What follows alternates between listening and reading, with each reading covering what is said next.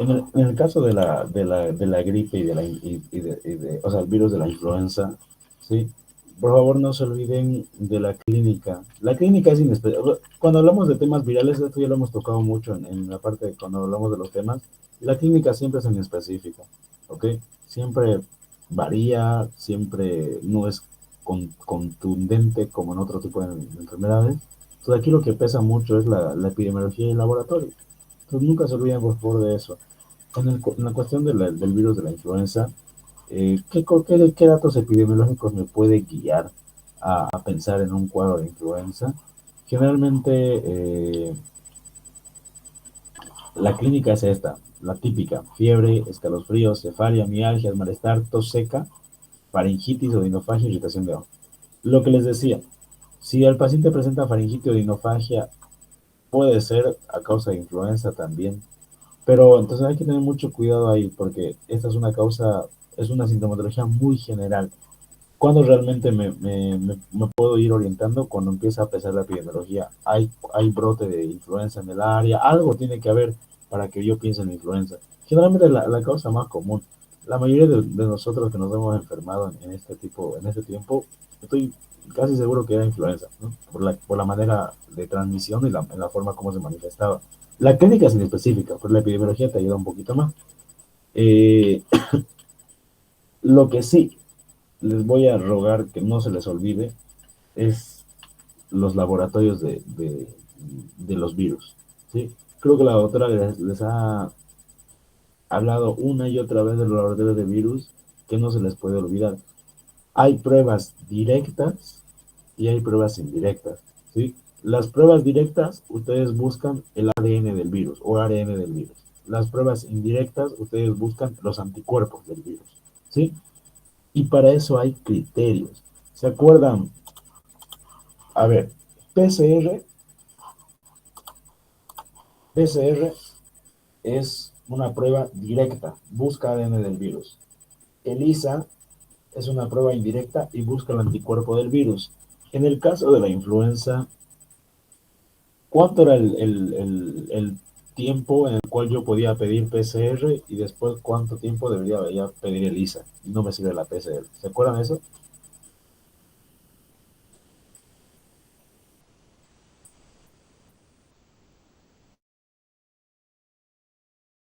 PCR se podía, creo, pedir desde que aparecen los síntomas hasta los 5 días, creo, y después ya se podía pedir ELISA.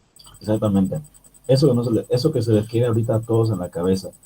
Para diagnosticar influenza, ustedes tienen que pedir una prueba de laboratorio. No lo van a poder diagnosticar con clínica. Difícil. No lo van a poder diagnosticar con epidemiología. Un poquito sí ya.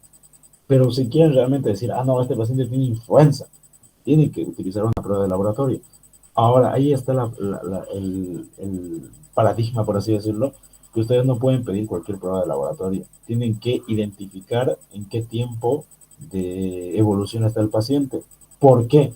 Porque si la clínica del paciente ya va más de 5 días, no le puedo solicitar PCR. Eso no se olviden, por favor. La PCR, la prueba directa, solo se utiliza los primeros 5 días desde que inicia la sintomatología. Es decir, hoy día es lunes, bueno, ayer era lunes. Ayer inicié con mi sintomatología. Lunes, martes, miércoles, jueves, viernes. Hasta ahí todavía podrían pedirme un PCR para diagnosticar mi influenza. Pasa esos 5 días y el PCR es inútil. ¿Por qué? Porque la carga viral disminuye, porque evidentemente estas infecciones virales son pues agudas, chicos, no son crónicas. Tiene su periodo activo de replicación y de ahí va disminuyendo paulatinamente. Entonces, solicitar PCR en este tipo de casos es después del periodo óptimo de solicitar PCR, después este, no va a servir. ¿Ok? Entonces, ojito, influenza, 5 días desde que inicia la sintomatología, PCR. Pasa esos 5 días, yo debería empezar a buscar anticuerpos. Sí, ahí yo solicito estudios de ELISA. No se olviden de ese estudio, porque lo va a preguntar, es muy probable que lo pregunte, la inmunocromatografía, ya que es la misma lógica, buscar anticuerpos, ¿sí? En el caso de la influenza es muy útil. 5 días. ¿Se acuerdan el caso del dengue? El caso del dengue es casi lo mismo. tienen un tiempo de solicitar PCR y un tiempo de solicitar el ISA o anticuerpos. ¿Cuánto era el promedio general?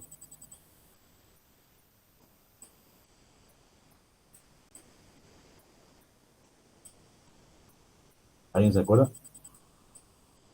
¿Qué dijo Ausi? ¿Puedes repetir? En el caso de la influenza decimos 5 días antes PCR, 5 días después ELISA. En el caso del dengue,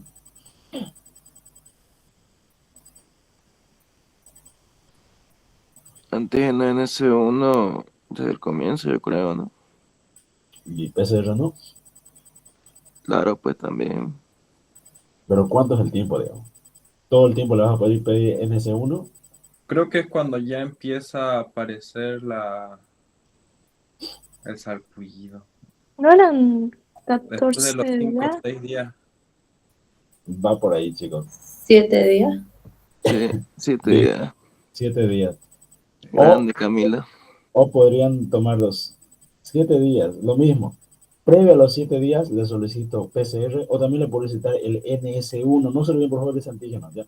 NS1 o PCR, 7 días. En dengue, posterior a los 7 días, el PCR y el NS1 es inútil, desaparecen. O la concentración se vuelve tan mínima que no aparecen en los resultados del laboratorio. Entonces yo debería solicitar estudios de anticuerpos, ya, ELISA o otro tipo de estudios que busque anticuerpos y me diga IgM y IgG. IgM que está todavía en el periodo agudo de la infección, IgG que probablemente ya está en el periodo de resolución, ¿ok? Eso es importante. En COVID, ¿cuánto tiempo era? Lo mismo, la misma lógica.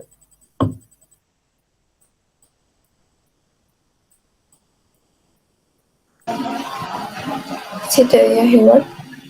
No, en COVID es 5 días. 5 o 10 días. Ajá, 5 días, pónganle. Lo mismo, la misma lógica. Por eso siempre les decía, estas tres enfermedades, que son las únicas que menciona nuestra guía, tienen esa lógica. Un tiempo pido tal cosa, y pasado ese tiempo pido tal cosa, ¿ok?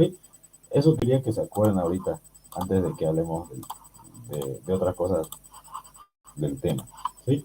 Entonces, de esas pruebas no solo es para influenza, también son para otras infecciones, así que ojito, ¿ok?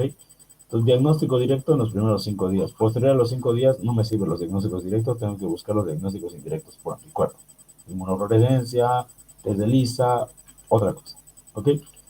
En cuanto a influenza es eso, chicos, ¿eh? No, no, no, no, no es tan complejo. La clínica, aquí en este grafiquito, pues, fíjense que hay una pequeña diferencia clínica entre COVID, gripe y resfriado, ¿sí? El periodo de incubación del COVID es el más largo, ¿sí? Dura 2 semanas. El periodo de incubación de la gripe dura 2 a 3 días, 3 a 4 días, y el periodo de incubación del resfriado dura horas, ¿ya? De hecho, aquí está muy largo, dura horas, hasta 72 horas, el paciente, casi un día y algo, 2 días y algo, ya el paciente ya tiene la sintomatología, ¿sí?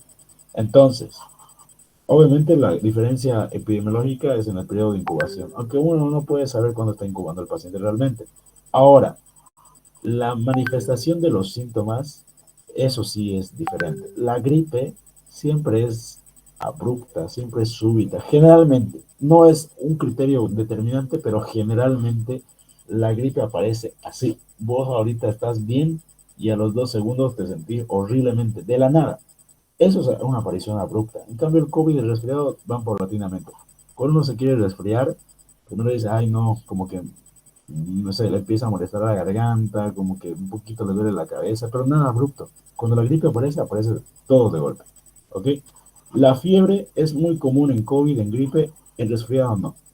La tos es común en COVID, en gripe, en resfriado no. La fatiga es común en COVID y gripe, en resfriado no. La secreción nasal no es común en COVID, no es común en gripe, pero sí es muy común en resfriado, al igual que la congestión. El hecho de que se les tape la nariz, que es congestión nasal, o haya una rinorrea, un aumento de la secreción nasal, es muy, muy, muy, muy común en resfriados comunes por rinovirus que por gripe o por COVID. La diarrea, manifestaciones gastrointestinales, es común en gripe, COVID, pero no en los resfriados. ¿Quién quiere hablar? congestión nasal también se le dice coriza, ¿verdad? Ah, se le dice coriza, ¿sí? Congestión nasal coriza. Y es muy común en el resfriado.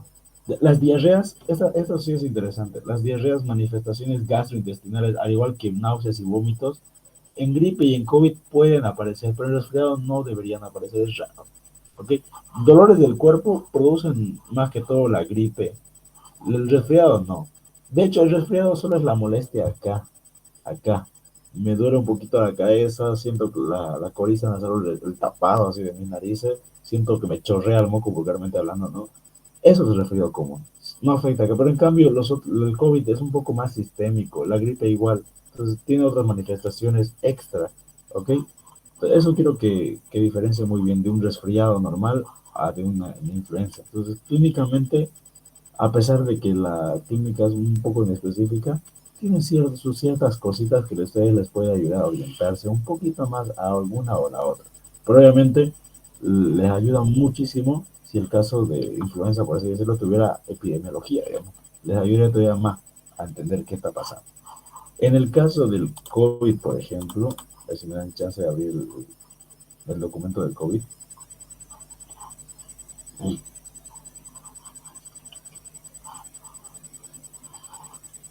En el caso del COVID, obviamente ya sabemos todo eso.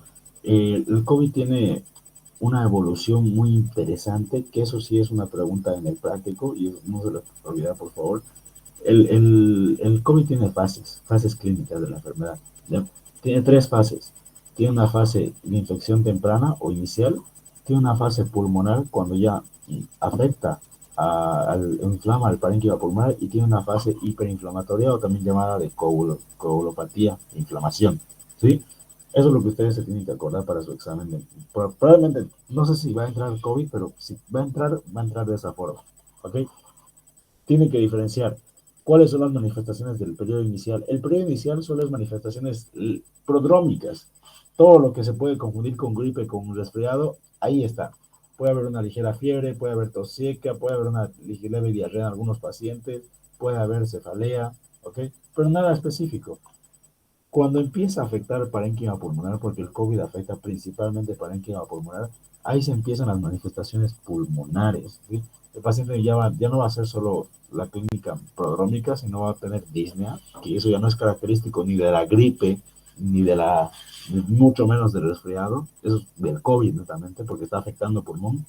La hipoxia, el paciente, claro, hipoxia clínicamente hablando se puede ver, digamos, puede el paciente tener una ligera cianosis a nivel de los labios, a nivel de las uñas, pero diagnosticable o confirmable generalmente con el saturómetro. Sí, pacientes que saturan menor de 90%, estamos hablando de un paciente hipóxico. Y si le hiciéramos un estudio de PAFI, o sea, presión de oxígeno en sangre, y calculado con la FIO, la fracción inspirada de oxígeno, tendría que estar menor a 300 para decir que es una afectación hipóxica grave. ¿Ok? Y por último, cuando todo esto no remite, no se soluciona y empeora, empieza a afectar grandemente al parénquima pulmonar y a otros lados. Puede producir el síndrome respiratorio, el síndrome de insuficiencia respiratoria del adulto, el SDRA. Acabo de acordarme ahora que me corrigió, no me acuerdo si fue Pablo, ¿estás ahí Pablo Antelo? Pero me acuerdo que Pablo me dijo que yo en clase había dicho SIRPA. Y tiene toda la razón, yo me equivoqué. Y nadie me corrigió. Era SDRA, SIDRA, algo así se pronunciaría. Que es la complicación del COVID, el síndrome de insuficiencia respiratoria del adulto. Puede producir shocks, o sea, y puede producir también neumonías secundarias graves. ¿Ok? Entonces, todo eso sería característica de la clínica del COVID, ¿sí? Pasa por tres fases. Ahorita les voy a mostrar cuando veamos enseguida unos casos clínicos del año pasado, que la doctora preguntó, porque la doctora en el caso clínico de COVID puso con fechas, de tal fecha, tal fecha, tal fecha, tal fecha, y preguntaba, de tal fecha, ¿en qué fase de COVID estaba? Pulmonar, infección, o entonces tienen que saber identificar en base a la clínica, ¿no? Ahora, esto de acá es otra pregunta que no sé si este año lo meta, esperemos que no, pero mínimo ustedes tienen que tener un poquito de idea. De las vacunas del COVID que existen actualmente, perdón, para el COVID, hay diferentes mecanismos de acción, por así decirlo, de las vacunas, ¿ok? Tenemos vacunas que son de tipo virus inactivo, vector viral, tenemos vacunas que son de ARN. Ustedes deberían un poquito repasar eso antes de ir mañana al examen, porque puede ser que la otra le chipe algo y diga, "Ah, quiero preguntar esto", porque lo preguntó, al menos en mi año, esta fue una pregunta de práctica final, ¿ok? El año pasado no, en mi año fue. O sea, igual no es grande diferencia, son 2 años, ¿no? ¿Qué preguntó la doctora Miaño sobre los tipos de vacunas? Decía, es falso, es verdadero, la Pfizer es de tipo ARN o es de tipo de lo que sea. Entonces tienen que saber mínimamente sus mecanismos de acción. De la AstraZeneca, de la Pfizer, de la Sputnik, de la Sinovac, con esos ya la salvan, que son los que más preguntan. Ya estos otros son nuevos y menos conocidos, por ejemplo, la Novavax o el Janssen. La Janssen sí es conocida, Johnson, creo que es. La Novavax no es tan conocida. Y la Moderna, pues, las últimas que salieron. Entonces, esto es capaz, no, pero la AstraZeneca, la Pfizer, la Sputnik, la Sinovac, la Janssen, apréndanse cuáles son sus mecanismos de acción. Y eso es memoria, por eso se los dejo a tarea de ustedes cuando se quedan a estudiar hasta lo que les dé, ¿ok? Eh, en cuanto al estudio del COVID, lógica que hemos utilizado. Lo primero que se eleva, evidentemente, es ARN del virus. Entonces yo podría solicitar PCR durante esos primeros 5 días de la infección. Pasado eso, no me sirve. Ahí fíjense que ya se empieza a elevar la IgM o los anticuerpos y ahí puedo solicitar estudios indirectos. ¿Ok? Si me sale IgM es agudo. Si me sale IgG no significa crónico, porque no existe crónico, es directamente enfermedad resuelta. Si es que la IgM ya está negativa, ok, solo hay IgG. Lo mismo ven acá ustedes. Características de la fase de infección temprana: todo lo prodrómico, fiebre, tos seca, dolor, pérdida del gusto del olfato, que es un poquito característico del COVID, lesiones en piel, conjuntivitis. Auxi, las vacunas un ratingo, por favor. Claro, eso los dejo pero como tarea, porque es memoria. ¿Cuál utiliza dos vectores? Vector viral. Ujú. Aquí, según el gráfico, el que utiliza vector viral es la Sputnik y la AstraZeneca. Eh, no les pregunta cómo funciona, digamos. Ustedes tienen que saber cuál ocupa cuál. Por ejemplo, la Pfizer y la Moderna utilizan ARN modificado del virus. Ese ARN del virus se comporta como un ARN y produce unas proteínas virales. Y esas proteínas virales generan inmunidad en el paciente. El virus inactivo sería lo más lógico. Un virus agarran, lo inactivan y eso me lo colocan y mi cuerpo genera anticuerpos. Y los vectores virales son virus modificados que tienen la capacidad de generar sus proteínas y pueden producir la inmunidad del paciente. O sea, son mecanismos un poco más complejos, pero con tal de que ustedes se sepan que la AstraZeneca es vector viral, que la Moderna es ARN, que la Pfizer es ARN, creo que con eso salvan, si les llegara a tocar esa pregunta. ¿Sí? Si no, bien, por ustedes. Pero también puso una pregunta de, ¿cómo se llama? ARN mensajero encapsulado en nanopartículas lipídicas. ¿Qué vacuna es? Y creo que es la Pfizer, ¿no? Y en ese caso puede ser sí, digamos, porque utiliza ARN, ¿sí?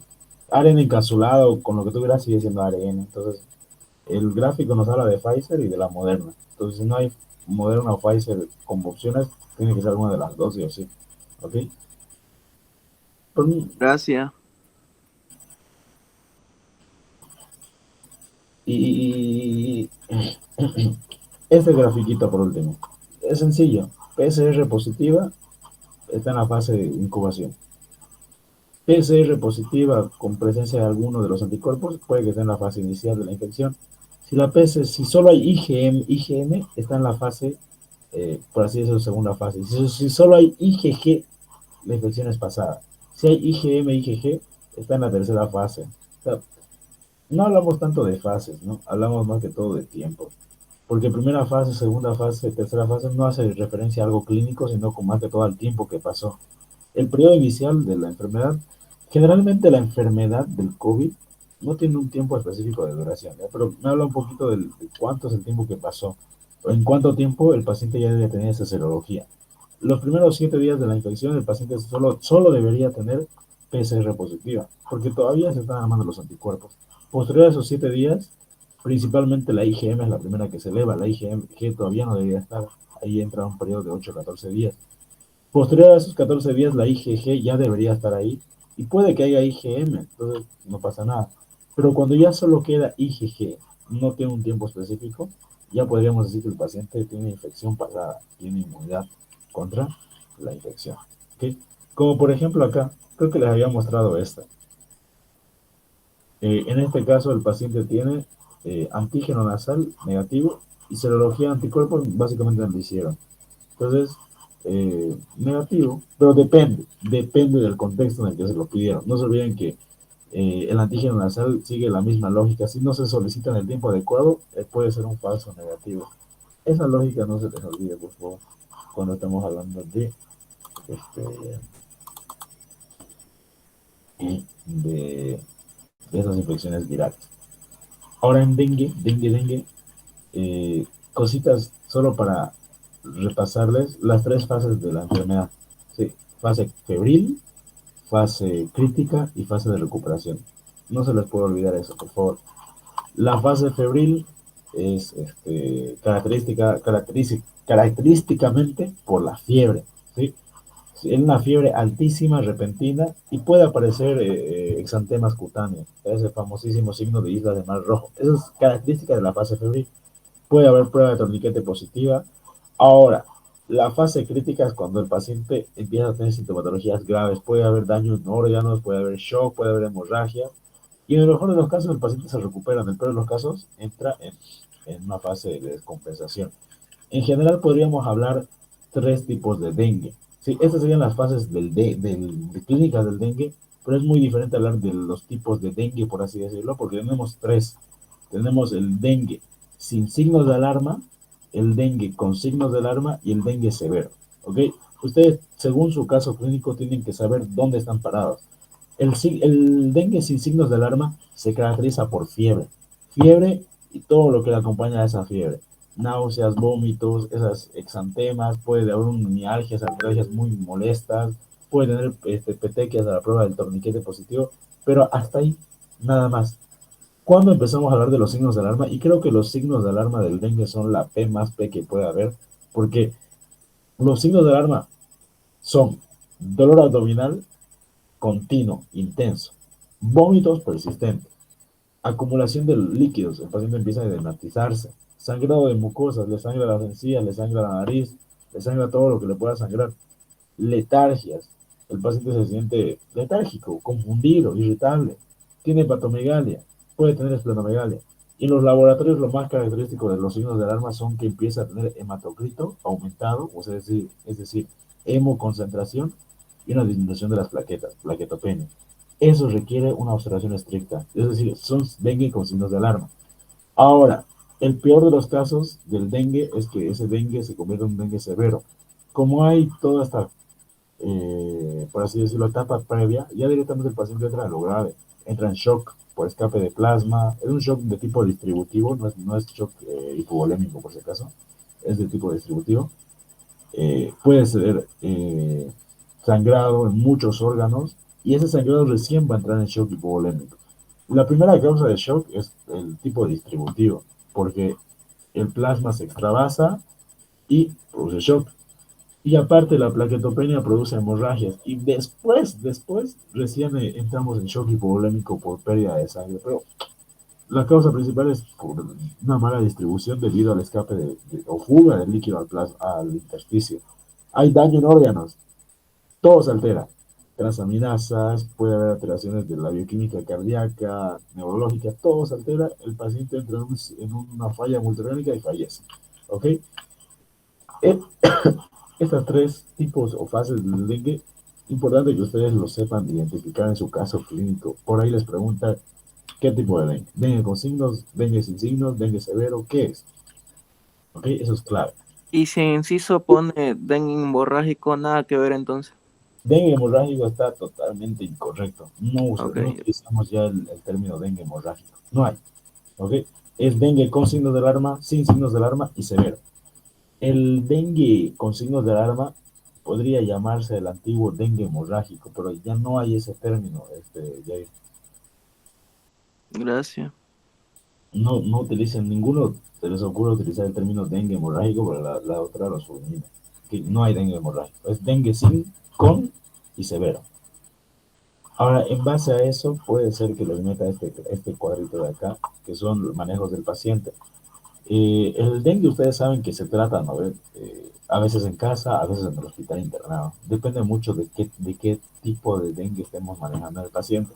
Pacientes que no tienen signos de alarma y no tienen ningún factor de riesgo, a casita, grupo A. Pacientes que no tienen signos de alarma, pero tienen algún factor de riesgo, como ser embarazadas, niños o adultos mayores inmunodeprimidos, pero no tienen ningún signo de alarma, internado. Pacientes que tengan sin signos de alarma, indiferentemente de lo que sea, internado. Pacientes que tengan todas las manifestaciones de daño de órganos, deterioro de todos los órganos, unidad de cuidados intensivos. ¿Sí? Entonces, el manejo terapéutico de los pacientes es diferente. Ahora, la clínica del dengue es bastante específica. Ustedes pueden reconocer rápidamente que es dengue simplemente por la clínica. Entonces, las preguntas más orientadas van a ser a las fases del dengue o a los laboratorios del dengue. En el dengue, yo puedo solicitar lo que justamente hablábamos, o Yair comentó. Fíjense que la viremia, es decir, la carga viral de virus, es muy alta durante la primera semana de la infección, o los primeros 5 días de la infección. Posterior a eso, cae la viremia, ya no puedo pillar virus. Y la IgG, IgM se empiezan a elevar. Entonces, previo a esos 5 días, yo puedo llegar a solicitar PCR o lo que dijo Yair, el antígeno, el NS1, ¿sí? Cualquiera de los dos, NS1, uno o PCR. Y después de eso ya no me sirve, después de esos 5 días, entonces ya busco yo los anticuerpos, ¿ok? Ahora, ojito, si a ustedes les pregunta la doctora, diagnóstico puede ser PCR NS1 o ELISA, dependiendo del tiempo. Pero si les dice qué estudios laboratoriales solicitan para control del paciente con dengue, ¿cuál es la respuesta?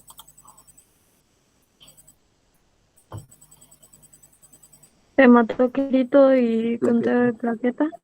Plaquetas y hematocrito. Excelente. Determinación de hematocrito y recuento de plaquetas. Ese es su control. Si el paciente está mejorando o está empeorando, si sigue aumentando su hematocrito y sus plaquetas están disminuyendo, está empeorando.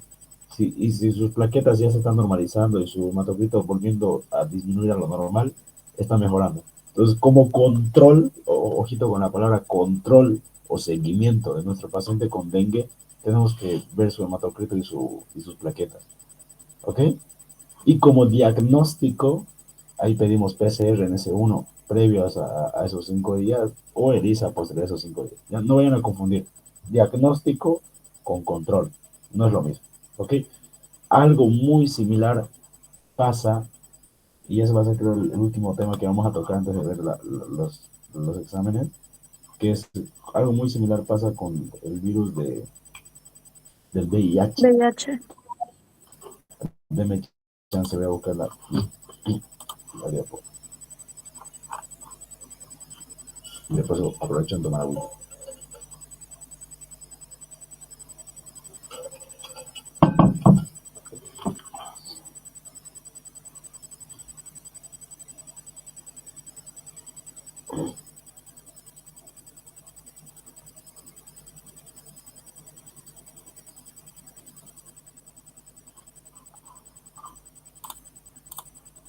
Pero ya que estoy compartiendo.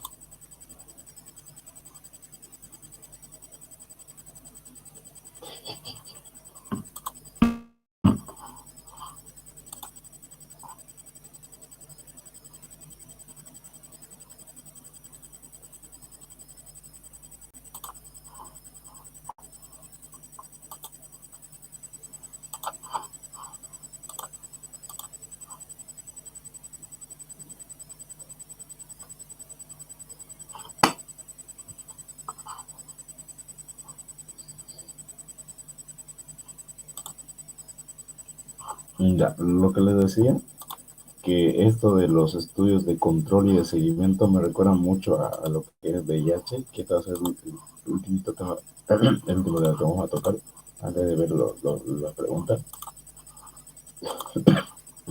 Me quedé un poco afónico. De ¿Qué queríamos VIH hablar? creo que conteo linfocitario y carga viral. Exacto. Sí.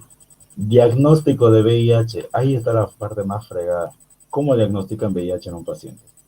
Laboratorialmente hablando, porque clínicamente no van a poder. No se olviden que el VIH tiene un periodo inicial donde es un síndrome retribuido agudo, prodrómico, nada específico, parece una gripe. Pasa, el paciente se queda unos buenos años sin ninguna manifestación clínica y solo aparece la última fase, cuando entra en fase donde las enfermedades oportunidades aparecen. Entonces, ¿cómo ustedes se orientan? Primero que nada. En un caso, por ejemplo, si la otra vez mete un caso clínico de VIH, no les va a poner pues que tiene VIH o algo así. Directamente les puede poner la enfermedad, una enfermedad muy oportunista. Ustedes tienen que razonar. De hecho, eso pasó en el examen del año pasado. ¿Sí? Había un paciente que tenía tuberculosis, y que tenía no me acuerdo qué más, y lo que la doctora quería es que ustedes digan que había que hacerle estudios de VIH o ver si tenía VIH o no. Y nadie colocó eso. Creo que es el caso que los, creo que lo tengo, te lo voy a mostrar ya. Pero, eh, entonces, el diagnóstico de VIH clínicamente es complejo, ¿ok? Clínicamente no van a poder diferenciar mucho si es VIH o no. Epidemiológicamente, ustedes se pueden orientar un poquito bueno, la epidemiología. Nosotros sabemos que el VIH es de transmisión principalmente sexual. Entonces, ahí está la epidemiología. Pacientes que mantengan relaciones sexuales promiscuas tienen mayor probabilidad de poder contraer VIH, indiferentemente de sexo o de edad.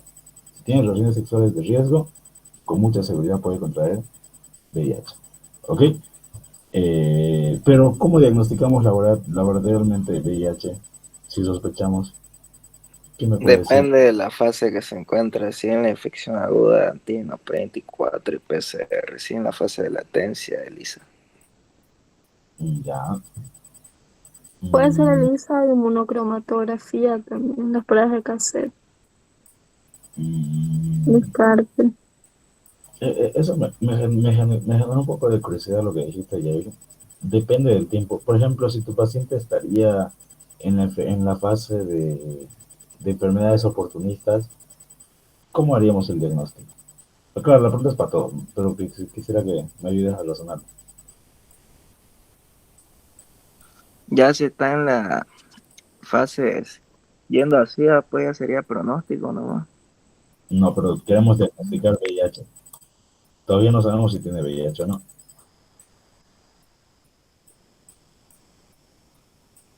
Mira, quiero que se fijen bien esto. El curso de la infección del VIH, la línea roja, el virus. ¿Ok? En la infección primaria, ese primer síndrome de infección aguda, la viremia es alta. Aquí yo puedo diagnosticar por detección de incluso del antígeno P24. Durante el periodo de latencia clínica es difícil, pero todavía se puede. Y durante el periodo de enfermedades oportunistas, fíjense que la viremia vuelve a subir. Entonces todavía puedo diagnosticar P24. Ahora, no significa que si el paciente está en latencia clínica, P24 no sirve. O sea, realmente sí o sí siempre se busca, porque puede haber la chance de que aparezca. Ahora, la secuencia de diagnóstico es la que cambia. Nosotros, cuando tenemos sospecha de un paciente con VIH, diferentemente de en qué fase está, si está en la fase aguda, que realmente no las vamos a tratar porque no lo vamos a identificar, o en la fase de latencia clínica, que lo hacemos por mera sospecha, o a veces el diagnóstico llega cuando ya está en la fase de enfermedades oportunistas, en la fase de SIDA. Entonces, el protocolo es el mismo. ¿Sí? Primero se hacen pruebas de escaneo, de screening. ¿Okay? Esas pruebas de screening directamente vemos si hay o no hay presencia de anticuerpos. ¿Okay? Eh, puede que haya, puede que no haya. Hay, tengo que hacer una prueba confirmatoria. ¿Okay? Las pruebas confirmatorias ya las hago o se las hace Para confirmar, ahí utilizamos ELISA de cuarta generación generalmente para detectar anticuerpos o detectar la presencia del antígeno, que son altamente específicas y sensibles, entonces con facilidad me ayuda a confirmar el diagnóstico de la prueba.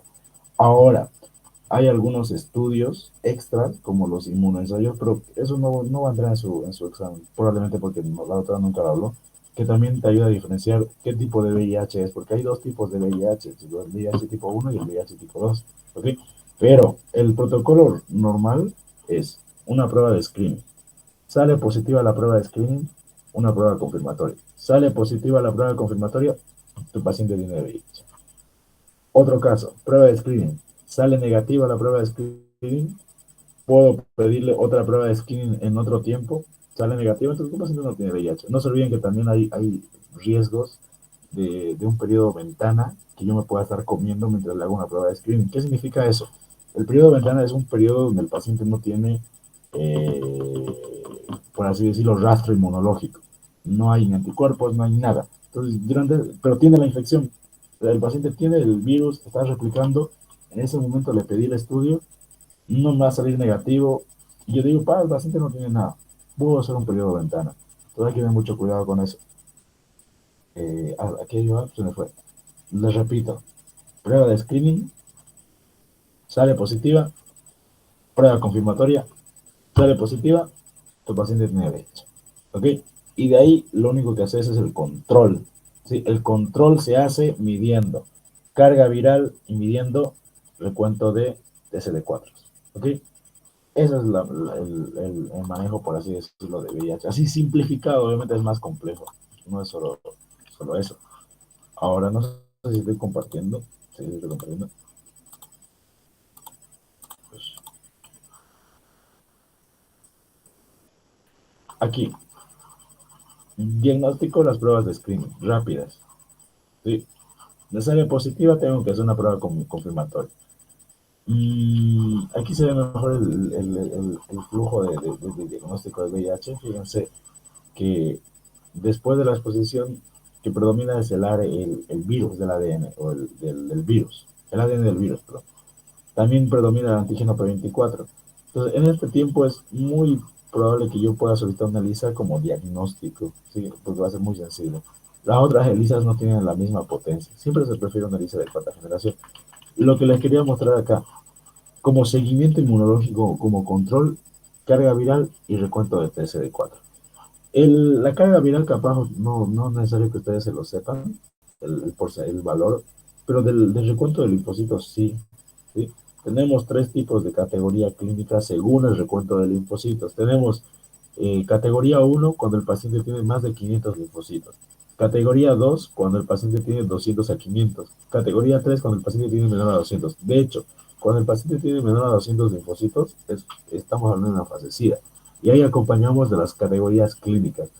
A para pacientes asintomáticos, B para pacientes con síntomas menores y C para pacientes con enfermedades que estén dentro del cuadro del SIDA. Y estas son las enfermedades del cuadro del SIDA.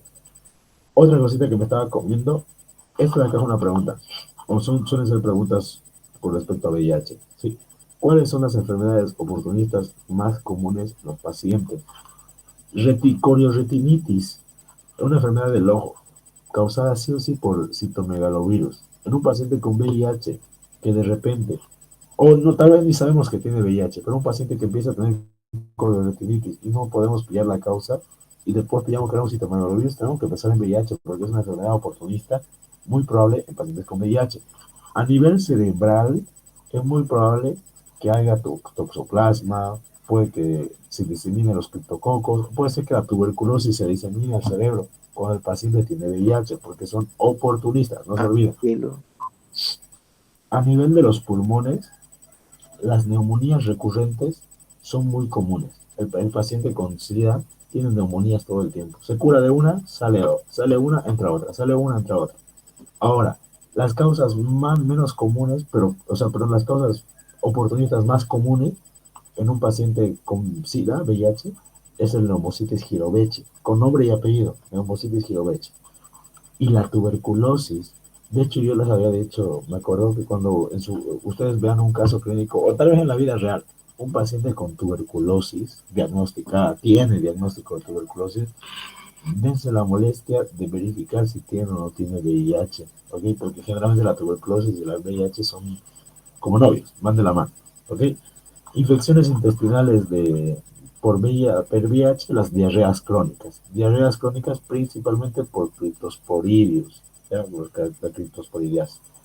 A nivel de la piel puede haber muchas infecciones, habla mucho la presencia del sarcoma de Kaposi o el linfoma el linfoma no hodgkiniano en pacientes con VIH. Entonces fíjense que mínimo te tienen que saber a los oportunistas en ojos, en piel, en pulmones, ¿sí? En cerebro y en intestinos. Eso se aprende a hacer. Yo creo que sí. Es una pregunta de eso. Ustedes la pueden resolver. Ya. Voy a abrir unas imágenes del año pasado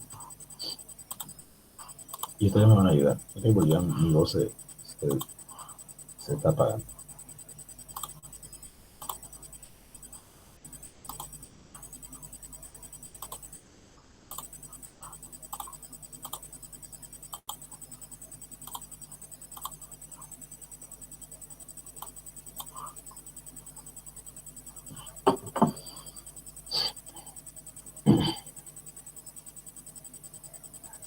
Mm,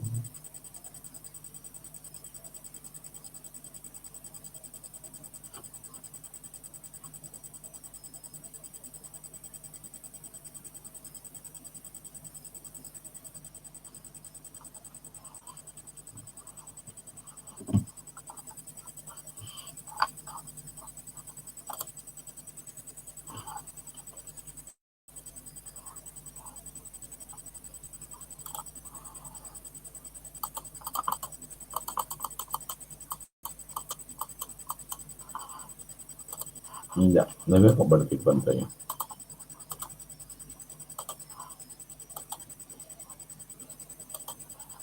Aquí tengo algunas imágenes, las voy a pasar después. Se lo voy a pasar, de hecho, al finalizar esta para que ustedes la vean. Capaz ya las tienen. Este era un examen de anteaño pasado, sí, del anteaño pasado, 2023. Creo que era mi examen. No me acuerdo. ¿Sí? Ayúdenme a leerlo, por favor, el caso clínico. ¿Quién me quiere ayudar? O lo leo yo. Fíjense, es un varón de 17 años de edad. Varón joven. Refiere el cuadro clínico de 17 días de evolución, caracterizado por fiebre. Ok. Mialgias, dolor retrocular, exantema en todo el tronco.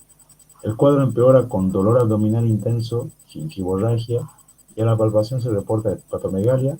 Se decide internar a la clínica ProSalud y se le solicita un hemograma. Y los resultados son los de acá. ¿Ok? Ustedes tienen que extrapolar la clínica. La clínica de este paciente aquí apunta. O ya se durmieron todos. Dengue, Dengue. Ok, pero ¿por qué apunta dengue? ¿Cuáles son los indicios de dengue acá? La fiebre capaz, el exantema. Sí, digamos, tiende a fiebre. Ahora, si ustedes ven el cuadro hematológico, aunque no se ve acá, hay hemoconcentración, ¿sí? Van a ver el hematocrito que está aumentado y hay también disminución de plaquetas, ¿ok? Vayamos a las preguntas. ¿Cuál es el cuadro clínico probable? ¿Cuál sería la respuesta correcta acá? dengue con signo de alarma. Exacto, no podrían poner dengue hemorrágico, no pueden poner nada más. Dengue con signos de alarma. ¿Por qué? ¿Cuáles son los signos de alarma? El dolor abdominal, la gingivorragia, la hepatomegalia. Todos esos son signos de alarma. Entonces, lo correcto sería dengue con signos de alarma. ¿Cuál sería la prueba de diagnóstico más común para confirmar nuestro diagnóstico? Pruebas de IgM, IgG, NS1, ninguno. En este periodo de Eh, 7 de evolución previo, ¿cuál sería el más adecuado? No, dice, ¿cuál es el diagnóstico más común por el diagnóstico? ¿Cuál es el diagnóstico más común? IgM. Ya. La Aquí, de aquí, NS1 también puede ser. aquí es muy interesante. Puede ser IgM o puede ser NS1. Aquí, mm, yo tendría un poquito de problema, no me acuerdo cuál era la correcta para la doctora, pero IgM en el contexto de que ya pasó 7 días del cuadro clínico. Si ahorita yo le hago un estudio al paciente y de NS1 no va a servir, entonces sería IgM. Pero NS1 también puede ser una prueba muy buena. Entonces, aquí yo la dudaría, la verdad. ¿En qué fase de la enfermedad se encuentra el paciente? ¿Se acuerdan de las tres fases del dengue? He dado la fase febril, la fase crítica y la fase de recuperación. El paciente o este cuadro clínico está en una fase de... Crítica sería. Bien. Parámetros de laboratorio importantes para seguimiento de dengue. Seguimiento, no diagnóstico. Hemograma, Hematocrito. Hematocrito y plaquetas. ¿Cuál es el nombre de la prueba que se utiliza para detectar el serotipo del microorganismo en la sangre? PCR. ¿Ya? Sí, pues, ¿cuál es el tratamiento recomendado? Aquí otro dato interesante. ¿Cuál es el tratamiento para el dengue? ¿Antibióticos? No creo. Sí. ¿Antivirales? ¿Analgésicos? Ninguno. Analgésicos, tratamiento sintomático. Exacto, analgésicos. Y no cualquier analgésico, ¿ya? Preferentemente solo paracetamol. ¿Cuál es el periodo de No hay. incubación? Sí, sí, sí, sí, sí. Exacto, sí, era ella. Bien. Este caso clínico de aquí es de lepra, si mal no me acuerdo. Hombre de 45 años de edad, originario en una zona rural de Bolivia, ¿ya? Acude a consulta por una lesión en la piel que no cicatriza. El paciente informa que la lesión comenzó como una pequeña mancha roja en la pierna hace unos meses y ha ido creciendo lentamente. La lesión es indolora, no presenta prurito, informa pérdida de la sensibilidad en la zona afectada. El examen físico revela una lesión cutánea de aspecto nodular de un color rojo oscuro con bordes bien definidos y una superficie brillante. La lesión mide aproximadamente 5 centímetros de diámetro y se encuentra en la pierna derecha. En base a eso, ¿cuál es el diagnóstico más probable? Aquí ustedes tienen que hacer, o sea, el diagnóstico es lepra, sí, pero hay dos tipos de lepra. Está la lepra lepromatosa y la lepra tuberculoide. ¿Cuál de los dos tipos de lepra se asocia o parece más a este caso clínico? No avanzamos lepra en práctica, pero es la tuberculosa, ya que la lepromatosa es más sistémica y con necrosis. La leproma, claro, fíjense que esto es lepra y es un examen práctico final, o sea, para que vean, ¿no? Que no necesariamente les voy a agarrar con cualquier cosa, tienen que estar preparados, ¿ok? Es lepra tuberculoide, pero en el contexto de que la lepra lepromatosa es una lepra que aparece con múltiples nódulos, ¿ya? De múltiples nódulos en todo el cuerpo, en predominancia en regiones críticas como por regiones faciales. En cambio, la lepra tuberculoide puede haber aspecto nodular, pero generalmente se conocen como manchas. Y aquí refiere, la lepra comienza como una mancha roja.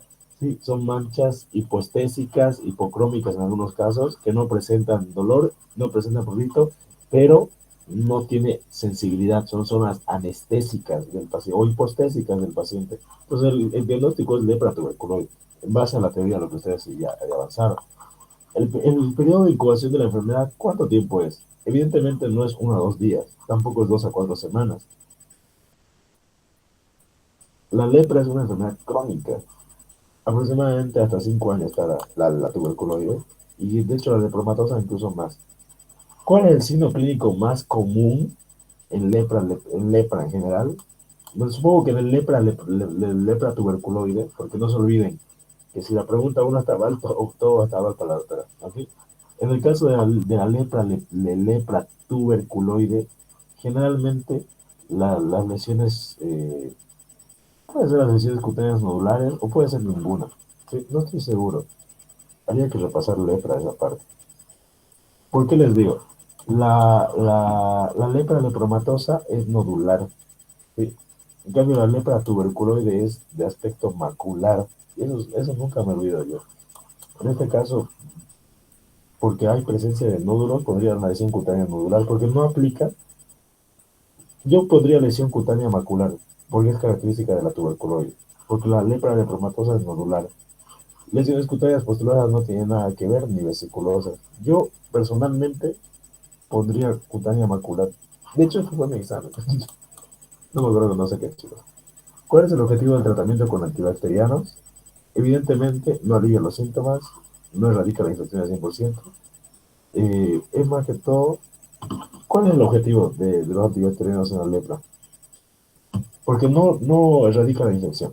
¿Sí? Es una infección muy latente. Tampoco le alivia los síntomas. Por el hecho de que toma antibiótico, no se va a desaparecer la enfermedad. Entonces, ¿ustedes creen que es para prevenir la transmisión o reducir la carga del bacteriana? Yo creo que Para reducir reducir la la carga. carga. Reducir la calidad.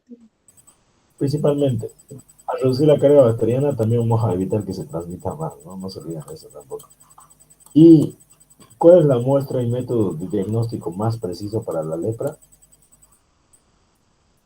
Para un diagnóstico de lepra exacto y preciso, ¿cuál es el diagnóstico más preciso? Biopsia, cultivo, hemograma, ELISA, Biopsia. Biopsia. biopsia, siempre. ¿Sí? No sé, aquí tengo la segunda parte del examen.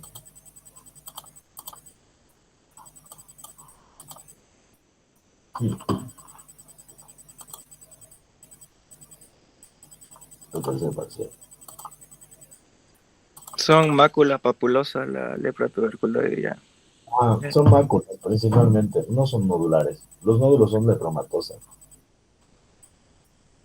Por ejemplo, a ver, se lo voy a intentar leer porque ni yo leo. Paciente de 23 años de edad llega con consulta externa del Hospital San Juan de Dios. El paciente presenta malestar general.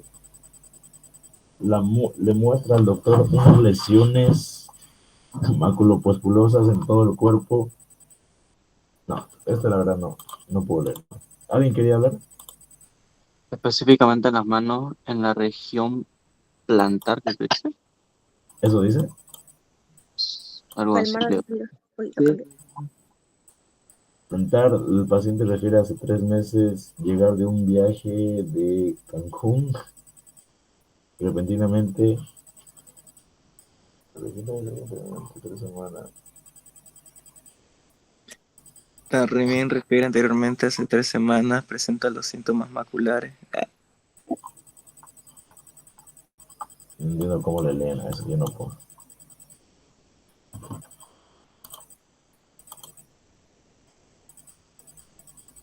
Indolora por bacilo, decía. Este se ve mejorcito. Examen final práctico. Ya. Pedro, de 17 años, acude a su centro de salud por haber sido mordido por un perro. Okay. ¿Cuál es la conducta? ¿Por un perro en dónde? ¿Cuál es la conducta que debe seguir? Bueno, va a saltar eso. En dengue, ¿qué significan los siguientes resultados de la prueba de ELISA? Si durante la primera semana aparece IgM positivo, IgM negativo, IgG positivo, ¿cuál sería el diagnóstico? En dengue. Reacción cruzada porque ya fue picado por otro serotipo. Ya, sí, una reacción cruzada. Podríamos, o sea, puede ser una reacción cruzada, exactamente, pero sí, de hecho es eso. Podría también decirse, digamos, que si es durante la primera semana, evidentemente es una reacción cruzada, pero también podríamos decir que capaz no hay detección todavía de anticuerpo IgM. Si es que tuviera una segunda infección, digamos. Así que el paciente recién va a empezar la infección en el periodo febril y le hacemos una prueba de ELISA en ese momento, puede ser que una reacción cruzada, pero eso no descarta que no tenga una infección todavía, y si en ese momento tiene la clínica. Y después de la primera semana, si aparece IgM positivo o IgG negativo, es Es la fase febril. un periodo de infección, fase febril. Sí, agua. Acá yo pondría un falso negativo por reacción cruzada, algo así. Porque si le hacen una prueba de ELISA no es para nada, es porque el paciente tiene sospecha de dengue. Si solo sale IgG positivo, puede ser reacción cruzada de otro serotipo, pero que no descarta que él tenga dengue en ese momento, porque en ese momento, que es la primera semana, los IgM todavía no se eleva. Entonces yo si tuviera que responder esta, podría una falso negativo por reacción cruzada. Y en el segundo, fase febril o fase de enfermedad. En un paciente asintomático vacunado para hepatitis, ¿cuál es el marcador serológico que da positivo? Si el paciente está vacunado con hepatitis B, Anticuerpo de superficie. Anticuerpo de superficie. excelente. Solamente es, nadie más. ¿Ok? Pero si hay anticuerpos de superficie y IgG positivo, ahí el panorama cambia, ¿no ves? No es lo mismo. ¿Qué actitud tomaría frente a un orocultivo que presenta en el examen directo abundantes células epiteliales, leucocitos 3 a 5 de campo?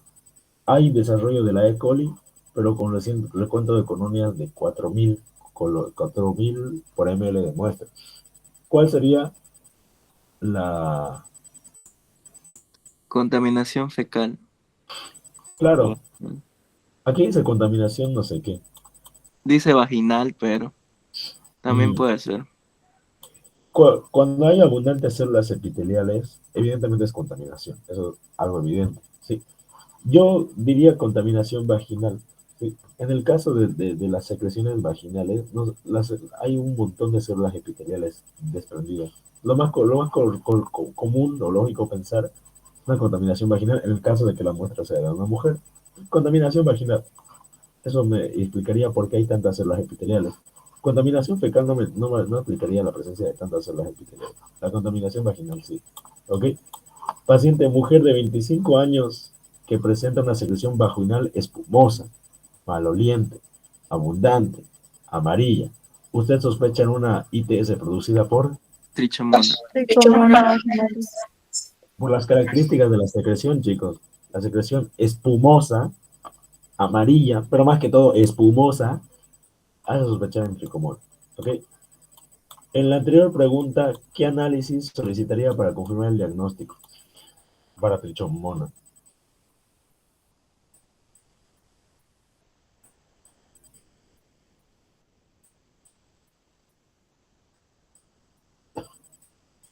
¿Cómo se diagnostica trichomona, chicos? Porque no es una bacteria. No podríamos solicitar un cultivo de trichomona. Copro. No, ¿cómo que copro? El trichomona está ahí en la secreción vaginal. ¿Cómo se hace el diagnóstico de trichomona? Examen directo ¿Y qué veríamos en el examen directo? al Pero parásito. Claro, el pues, examen directo no es solo para levadura, no. en caso de parásito. El examen directo no solo es para lavadoras, también es para identificación de... No, el examen no solo para levaduras, también se puede utilizar para identificación de algunas formas parasitarias. ¿Sí? En el caso de la trichomona sí es útil, pero hay otras formas de igual de diagnóstico de parasitología. Ahí es donde entra un poquito más parasitología. A mí personalmente no es mi fuerte parasitología, pero se puede utilizar un examen. En la anterior pregunta, ¿qué observaría? Evidentemente al parásito, pues. La forma del parásito, ¿cuál es la forma del parásito? No me acuerdo yo, tío. Pero,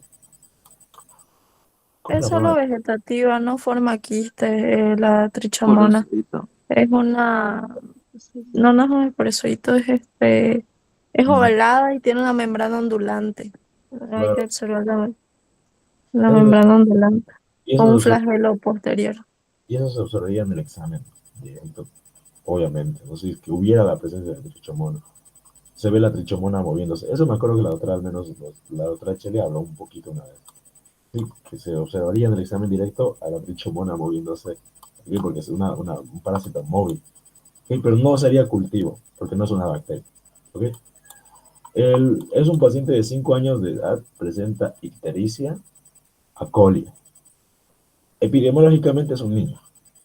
Coluria, además de presentar fiebre y vómitos, característico de hepatitis. Usted como médico puede sospechar del siguiente cuadro clínico. Subraye una. Hepatitis B, hepatitis aguda, acrónica, carcinoma hepático, hepatitis C. ¿Cuál tiene lógica? Hepatitis Hepatitis A. A, que solo se da en niños. Eh, no es que solo se da en niños. Eso está, lo quiero, No que lo- cronifica. ya. Más frecuente en niños por la Ya. malignidad. También Eso porque se- no puede ser frecuentemente en niños. Exactamente. No es que solo se da en niños, eso está mal. Es que es más frecuente en niños. ¿Ok? Y obviamente no podría ser hepatitis B crónica o hepatitis C. Podría ser, ¿no? Pero tendría que ser un caso de transmisión sexual o sanguínea. No creo que aplique a este caso. ¿Ok? Entonces, la pregunta más adecuada es hepatitis A aguda. Por la epidemiología, frecuente en niños y que los niños siempre están en contacto con material contaminado. ¿Ok? ¿Cuáles son las proteínas de la superficie del virus de la gripe? Fácil. Hemaglutinina y neuraminidasa. Excelente. Los receptores del VIH mediante los cuales se adhieren a la célula blanco son... ¿A qué receptores se une el VIH?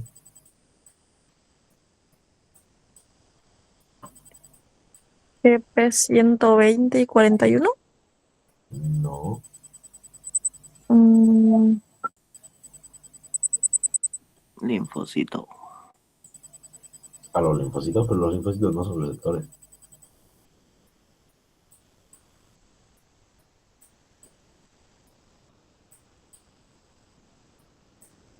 ¿Alguien se acuerda? No sé. Probablemente lo llevan en patología.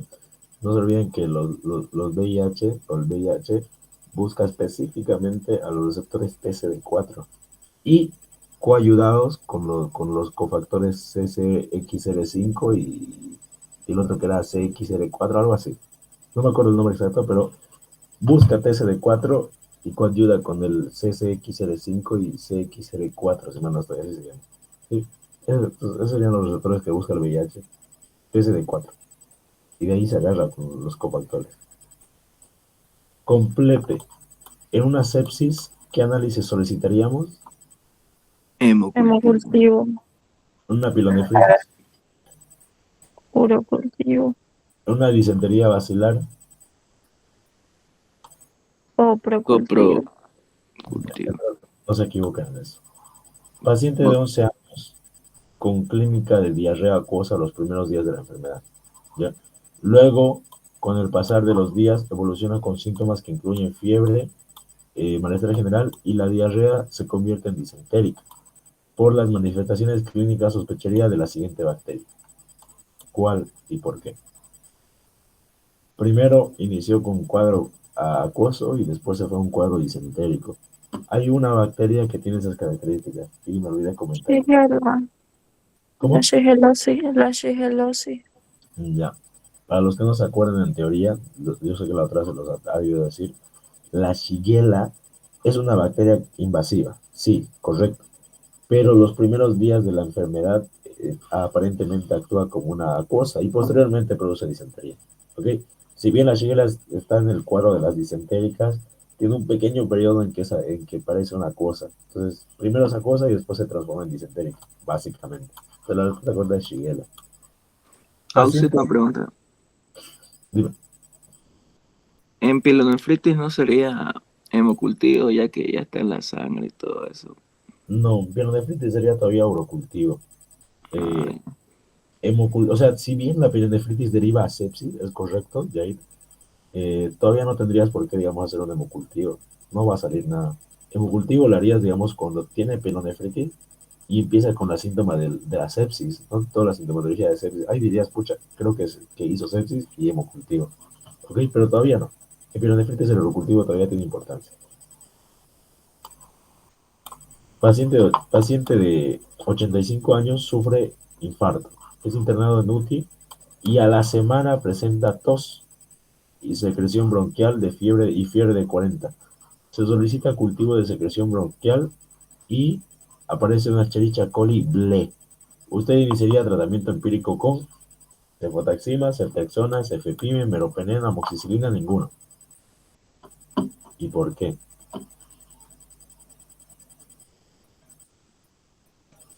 Con un carbapenémico.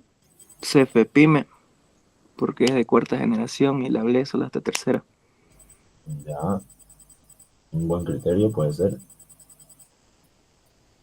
Con un Hay carbapenémico. como cuál, Meropenem. ya.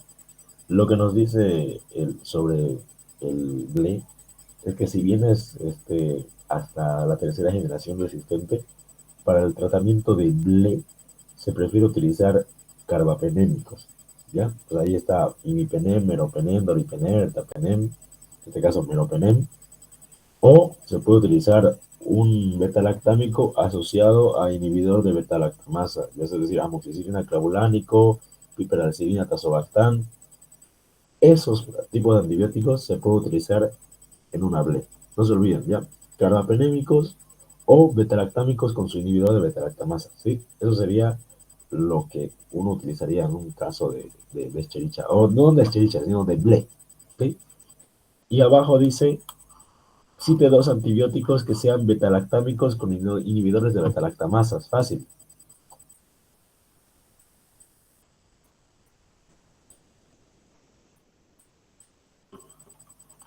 Dos antibióticos que tengan inhibidores de beta-lactamasa. O sea, que vengan en sinergia, o sea, los dos antibióticos, Claro. amoxicilina más ácido clavulánico. ¿Ya? ¿Y qué más? O eh, Tazobactam. Claro, pues el piperalín, la amoxicilina clavulánico y el piperacina más tazobactam, sí, sí. esa es la respuesta. Denme chance. Me pasaron este documento, no sé, me lo pasaron, no lo tenía yo. Estas son las fotos que yo tenía el año, de años diferentes.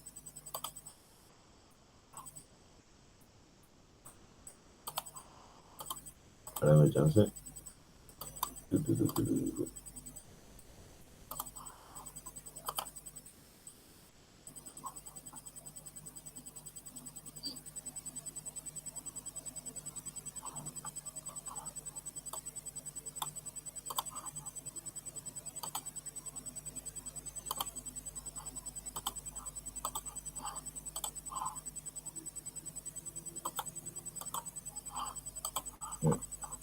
Bueno, no me quiere cargar el documento. Bueno, ya.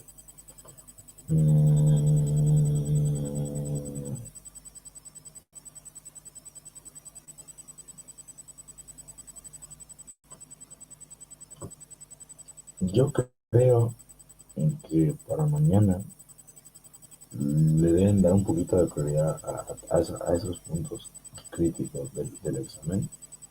Lean muy bien todos los casos clínicos, pero lean bien, porque muchas veces el mismo caso clínico te dice respuesta y todo, ¿ok? Solo es sacar la información más importante y aplicarla, ¿ya?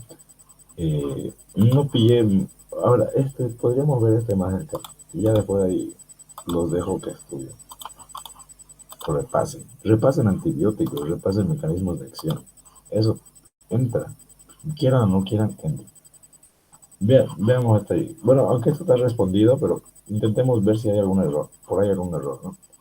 Un paciente de 65 años con antecedentes de hipertensión arterial, diabetes mellitus, ingresa al hospital por fractura de cadera. Sometido a reemplazo de cadera, cultivo. Los resultados del cultivo, crecimiento de Klebsiella, el mismo caso. ¿Ok? En este caso, al paciente dice que le dieron ceftriaxona. ¿Ok? Para un BLE. La pregunta es, ¿están recibiendo el tratamiento correcto? No, porque el BLE que se le daba carapenémicos o inhibidores de beta-lactamasas. Entonces está mal el tratamiento, no sirve de nada. Una bacteria BLE es resistente a los siguientes antibióticos. Penicilinas, obvio. Cefadrina, obvio. Cefalexina, obvio, son de primera. Cefotaxima es de tercera, igual. Ceftriaxona, sí. Cefepime, si bien es de cuarta y no dice que es de tercera, igual, por eso te digo, Yair, como, por más que sea de cuarta, igual se la excluye a la cuarta generación de cefalósporicas en la BLE. Directamente te baja un carbapenémico o te baja un inhibidor de telecamasa. Entonces es resistente a todos. ¿Okay? Si les toca rellenar un examen de laboratorio, por favor no le esperen, ¿sí? Siempre van a ir la muestra, qué análisis se hace con la muestra, qué se podría ver en leucocitos, lo que ya ustedes saben, ¿ok? Y en el antibiograma se coloca el nombre del antibiótico, no el grupo del antibiótico, el nombre de cada uno de los antibióticos. ¿Qué les damos que acabamos de ver?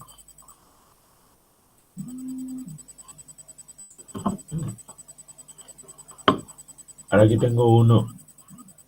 Este era el examen que no podía ver hace rato, ¿no? Paciente de 23 años de edad llega a consulta externa en San Juan de Dios. El paciente presenta malestar general, muestra al doctor unas lesiones maculopapulosas en todo el cuerpo, específicamente en manos y región plantar. Refiere hace 3 meses un viaje de promoción a Cancún, donde tuvo relaciones sexuales repetidamente sin protección.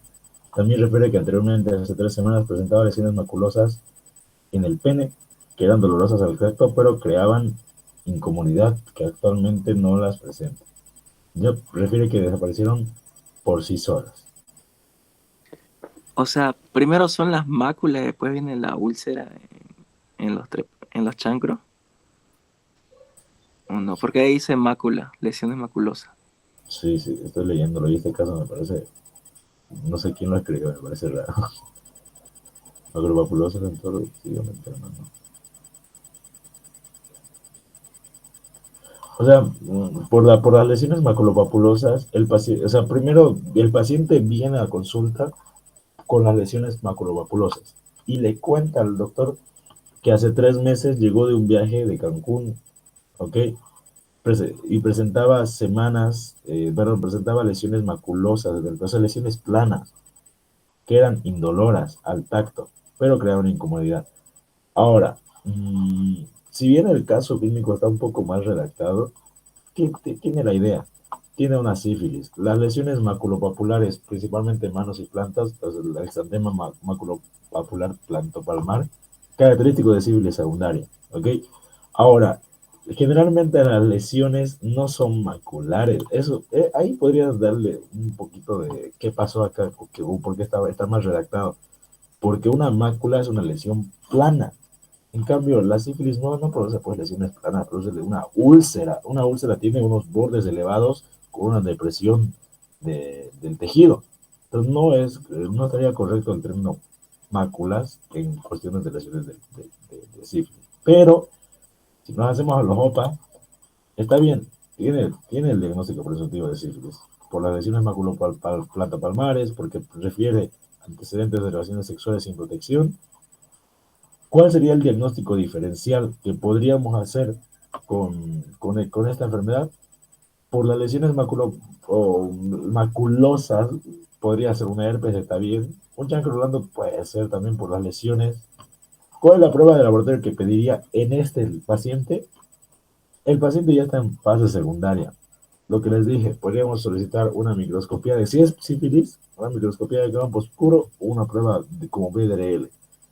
¿Cuál es el tratamiento de elección para esta enfermedad infecciosa? Mientras la doctora no diga nada diferente, es penicilina para sífilis. ¿Ok? Y me asustó. Paciente de 18 años de edad se encuentra en emergencias tras tener alzas térmicas de 39 grados. El paciente refiere dolor intenso en la parte retroocular. Informa que hace 4 días disfrutó del carnaval en su comparsa en época de marzo, el cual se caracterizó por lluvias. Al paciente se le realizó un PCR, el cual dio positivo. ¿Pero PCR para qué? ¿Cuál es el diagnóstico presuntivo? Infección por virus del dengue. Ya, está bien. Podemos sospechar en dengue principalmente por la fiebre, por el dolor intenso retroocular, aunque no es característico, no se les quede en la cabeza que el dolor retroocular es característico de dengue. Puede haber como puede no haber. ¿Okay? Pero en este caso sí apunta a que sea un dengue. ¿Por qué? Epidemiológicamente, intensas lluvias. ¿Qué tendría que ver las lluvias con el dengue? Lluvias, se acumulan líquidos, los mosquitos proliferan, más mosquitos, más probabilidad de contagio de dengue. Les veo esa lógica. ¿Ok? Sí tendría lógica que sea dengue. ¿Por qué se realiza un PCR y no ELISA? Por lo que les dije, ¿no? ¿Por qué se realiza PCR y no ELISA en este paciente? No pasa el tiempo suficiente. Porque no pasó el tiempo suficiente para los anticuerpos. Dice que solo pasó 4 días. Entonces, lo correcto es eso. Aquí lo que dice está mal, ¿no? Porque no pasó el tiempo suficiente para generar esos anticuerpos. ¿Ok? ¿Cuáles son las fases de la enfermedad? Febril, crítica y de recuperación. Fácil. ¿Qué pruebas de laboratorio se deberían realizar para ver su evolución del paciente con dengue?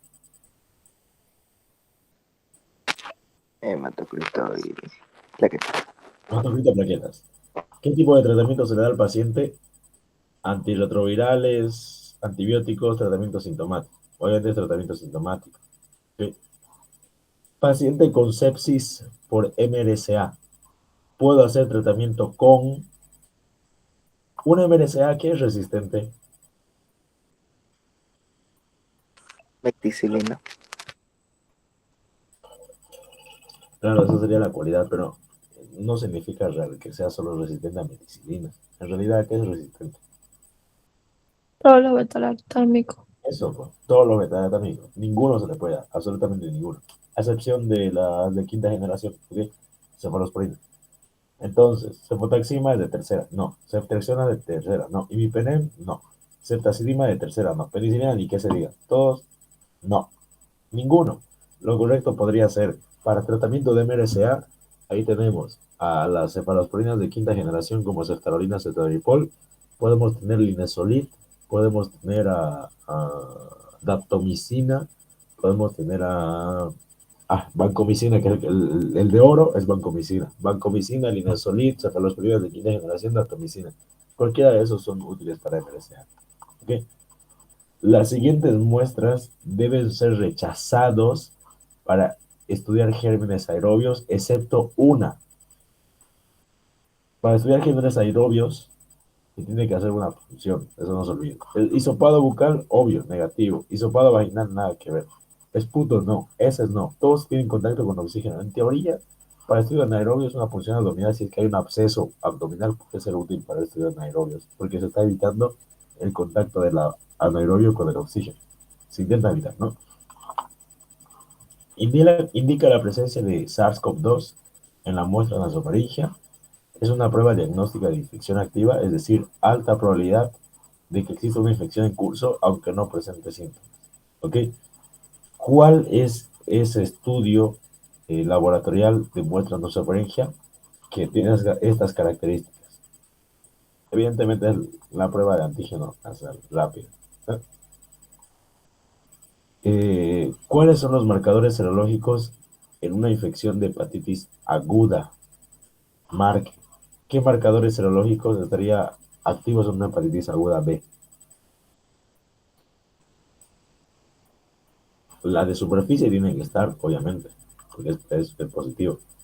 La de core, la de replicación tiene que estar, porque está en una fase activa aguda. La IgG, anti-IgG también debería estar. Esa sería la respuesta adecuada. ¿Okay? Superficie, replicación y el IgM, pero no IgG, IgM. ¿Okay? Ningún anticuerpo debería estar, porque todavía no hay fase, o no está pasando la enfermedad. Con la tinción de Gram podemos observar los siguientes microorganismos septo. Staphylococcus, sí. Klebsiella, sí. Enterobacter cloacae, sí.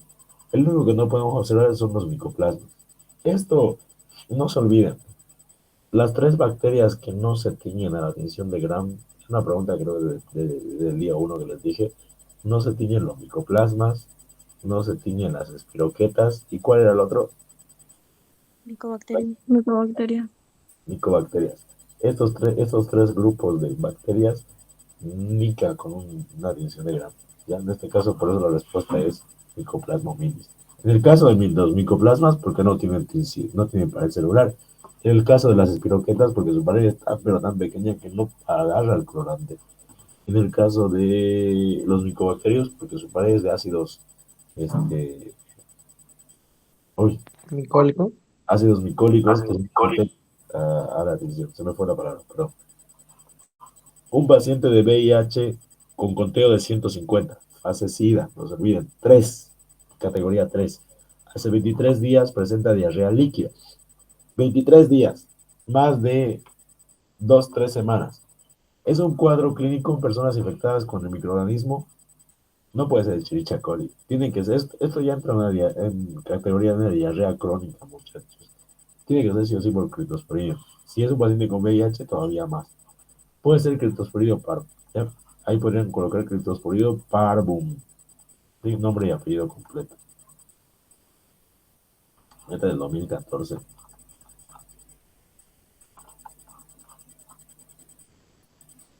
Este puede ser.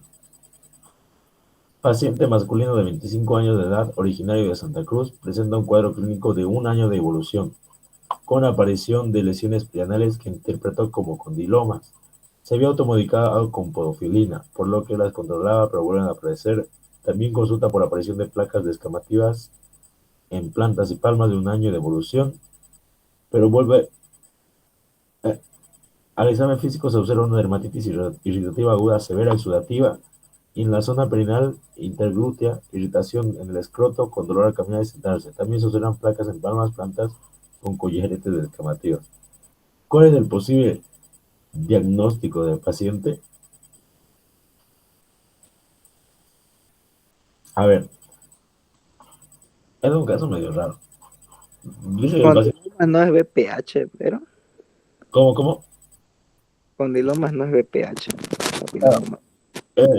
Un condiloma es relacionado a BPH, pero dice que el paciente presentó unas lesiones perianales y él interpretó, o sea, el mismo paciente solito interpretó que eran condilomas y se empezó a tratar con podofilina. La podofilina es un fármaco que se da a estos condilomas con la finalidad de que se caigan, por así decirlo, pero en este caso tal vez no funcionó porque volvieron a aparecer, dice. También consulta por aparición de placas descamativas en plantas y manos de un año de evolución. Al examen físico se observa dermatitis aguda irritativa, exudativa, en zona perianal interglútea, irritación en el escroto con dolor al caminar. También observa placas en palmas con collaretes descamativos. Evidentemente, este caso está muy raro, pero a pinta sífilis.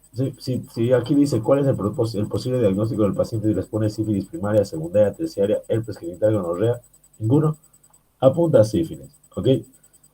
Específicamente por las lesiones de predominio palmoplantar, que es característico de la sífilis, apunta a una sífilis secundaria, ¿ok?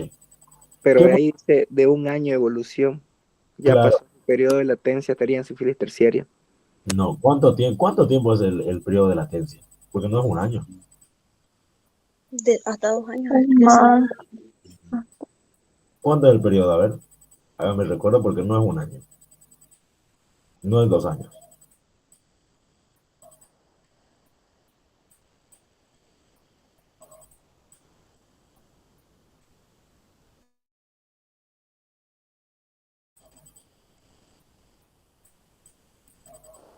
¿Alguien? No, revisen sus apuntes, tienen que estar con todos sus apuntes de mano. Aquí dice la sífilis secundaria dura 2 a 12 semanas sin dejar cicatriz y, y el periodo de latencia es de 6 a 8 semanas. Ya, O sea, ya pasó.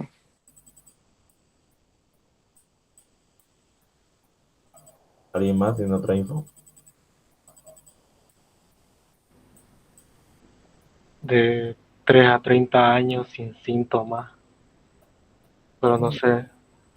Pero esa es ya sífilis terciaria, cuando ya está neurológicamente. Si ustedes se acuerdan, la sífilis en su periodo secundario tiene ese periodo donde aparecen las lesiones palmoplantares, esos exantemas, y de ahí desaparece y se queda latente. Pero esa latencia se manifiesta en forma terciaria con los gomas sifilíticos, afectación neurológica. La fase de latencia no es por un año de que, o sea, ¿cómo le puedo explicar? Lo que yo tengo entendido, ya, y si tal vez yo estoy entendiendo mal, puede ser, yo me puedo equivocar, todos nos podemos equivocar, pero hasta donde yo tengo entendido, en el periodo de la sífilis, en sus 3 fases, la fase secundaria entra en fase de latencia, pero no es una fase terciaria, ¿sí? La fase terciaria es terciaria, la fase de latencia es una fase entre la secundaria y la terciaria. No sé si me dejo entender, Jair. Al menos eso yo tengo entendido de lo que me acuerdo que enseñó la doctora. Se podría decir que serían como, me estoy inventando, serían como 4 fases, pero realmente la segunda fase se transforma en latencia y esa latencia más tarde, años después, recién se convierte en terciaria. ¿Okay? Y realmente hablamos de fase terciaria cuando hay aparición de síntomas. Una fase terciaria no es una fase latencia, sino una fase donde ya aparecen los síntomas de la fase terciaria. Logoma, afectaciones neurológicas, las aortitis sifilíticas, un montón de cosas que el paciente con sífilis adquiere y que es irremediablemente no se puede volver atrás, ¿no? Pero según yo tengo entendido, y por eso les pido, si busquen su información, donde ustedes me pueden guiar a mí, el periodo de latencia no es fase terciaria, no se llama fase terciaria, es periodo de latencia que está justo después de la fase secundaria y antes de la fase terciaria.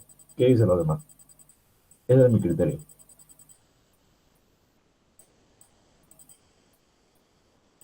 Vamos chicos, opinen, porque esto es una pregunta muy interesante. Necesitamos muchos puntos de vista.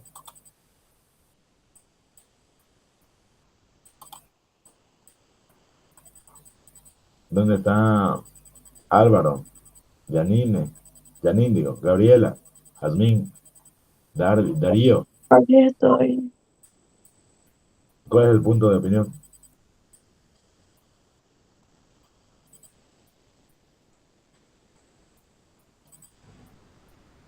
¿Puedes repetir la pregunta, por favor? Mm, Sí, buen día. ustedes despertando.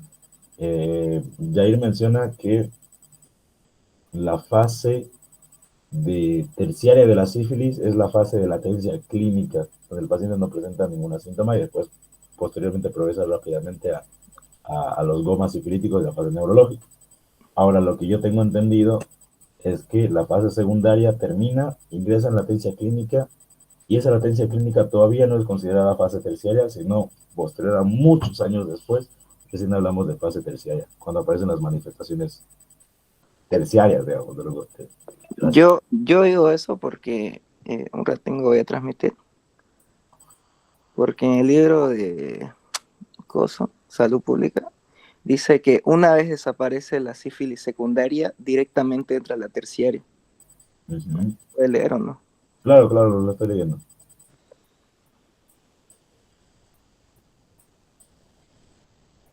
Y puede entrar a una nueva etapa, o sea, desaparece las manchas, las manchas y a la terciaria. Las máculas y pápulas escamosas erosivas no proliginosas.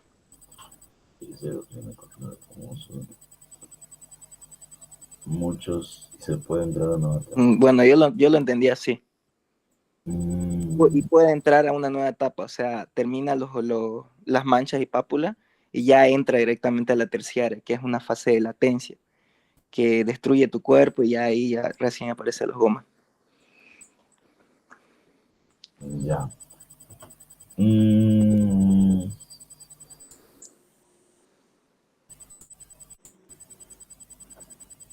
O sea, no te digo que no, Jair, pero creo que sería mejor revisarlo en una bibliografía, por así decirlo, de microbiología. Sería conveniente, ¿ok? Ahorita que acabemos lo voy a revisar y lo voy a mandar al grupo, ya, para que no nos quedemos con la duda nadie. Pero de lo que la doctora tiene en sus diapositivas y lo que yo me acuerdo, la doctora lo hablaba así. Pero evidentemente yo puedo estar equivocado. Ya, entonces dejemos esa pregunta de lado. En mi caso, en este caso, digamos, no hablo. Ya, dejemos la pregunta de lado. Sigamos con la demás pregunta. Si es un caso de sífilis, probable, la morfología del microorganismo tiene que ser un espirilo, ya eso ya lo sabemos. ¿Qué pruebas de laboratorio confirmarían el diagnóstico de este paciente? Si está en una fase secundaria, tendría que ser o microscopía o BDL y otras pruebas treponémicas. Si solo fuera fase terciaria, entonces... Aún si no está compartiendo. A ver. Ya. Entonces, si fuera una fase terciaria, solo podríamos hacer las pruebas de BDL, tal cual. ¿Ok? Como lo indica acá. Ahora, ¿cuáles son las vías de transmisión de la sífilis? Hay que marcar las que son correctas. Infección accidental por personal sanitario. Puede ser, digamos, ¿no? Contacto con sangre contaminada. Contacto sexual, sí. Congénita, sí. Transfusión sanguínea, sí. Entonces, en este caso, todos los mecanismos mencionados podrían ser posibles causas de transmisión de sífilis. Y el antibiótico de elección por el tratamiento de la bacteria, mientras la doctora no diga lo contrario o nos diga otro antibiótico, penicilina. ¿Ok? Es un aspecto caquéxico, ético, belleza tuberculosa, palidez de piel, delgadez, rubidez de mejillas, ojos brillantes, largas pestañas. Este concepto hace referencia a Tuberculosis. No. O sea, sí y no.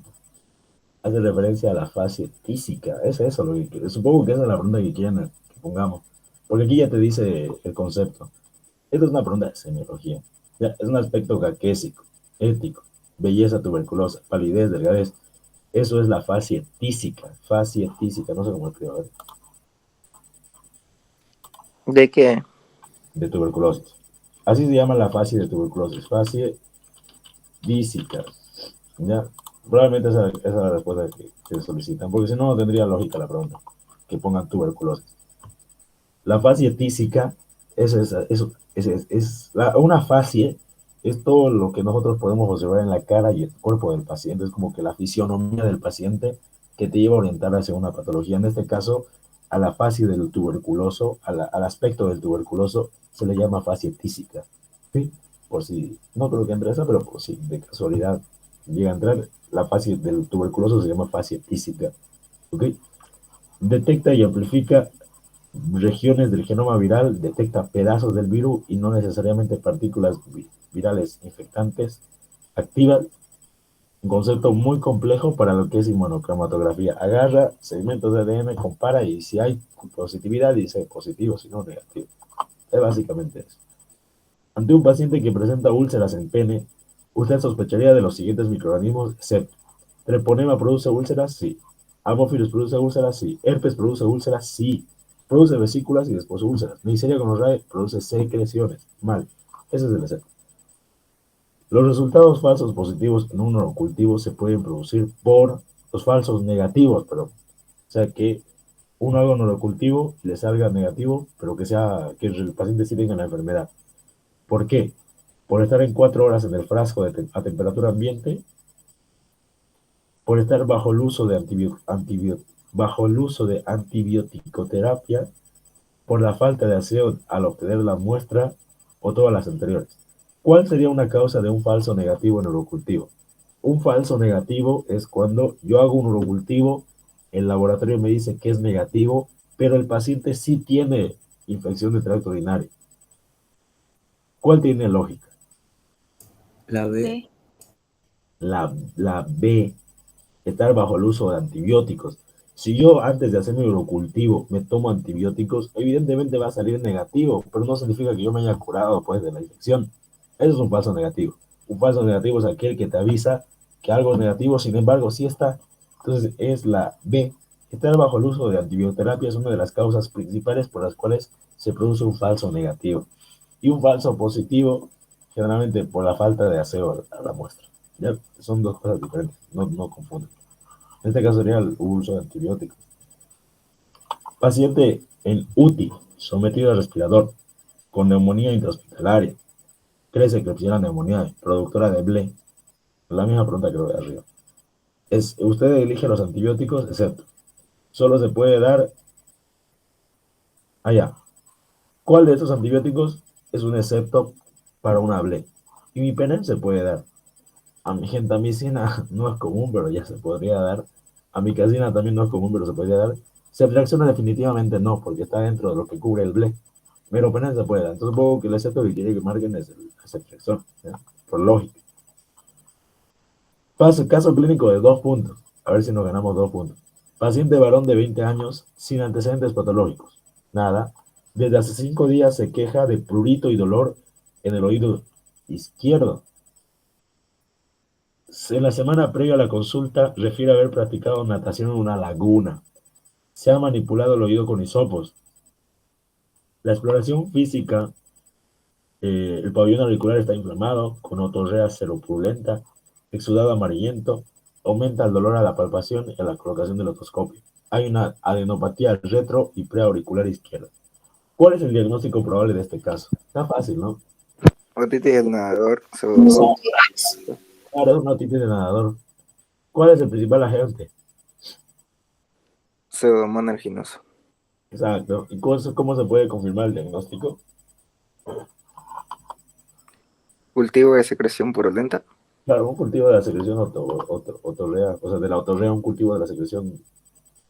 Es primera vez que uso este término, pero tenemos que cultivar esta otorrea, que es la secreción del canal auditivo, sí o sí. Paciente sin clínica aparente en un control de rutina dio positivo a los siguientes marcadores hepáticos. El anticuerpo de superficie positivo, el de replicación negativo, el de superficie negativo, el IgM negativo, pero el IgG positivo. La interpretación sería Paciente curado en convalecencia. recuperado. ¿Sí? Paciente que ya pasó la enfermedad, porque tiene el anticuerpo de superficie y tiene el IgG, o sea, pasó la enfermedad ya, recuperado. Si usted sospecha de una infección producida por Haemophilus ducrei en una mujer, usted solicitaría cultivo de secreción vaginal, úlcera vulvar, secreción cervical, secreción vulvar, orina todos ninguno. Úlcera. Haemophilus ducrei produce úlcera. Entonces, lo que nosotros teníamos que solicitar es el estudio de la úlcera. Úlcera.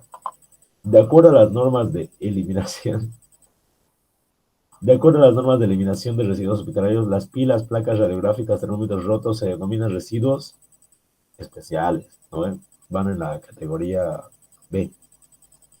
Claro, categoría B, residuos especiales. B1. Claro, podemos poner superficiales, pero yo creo que la otra creo que con B y punto. Porque en la otra en su guía no refiere las subcategorías de cada uno.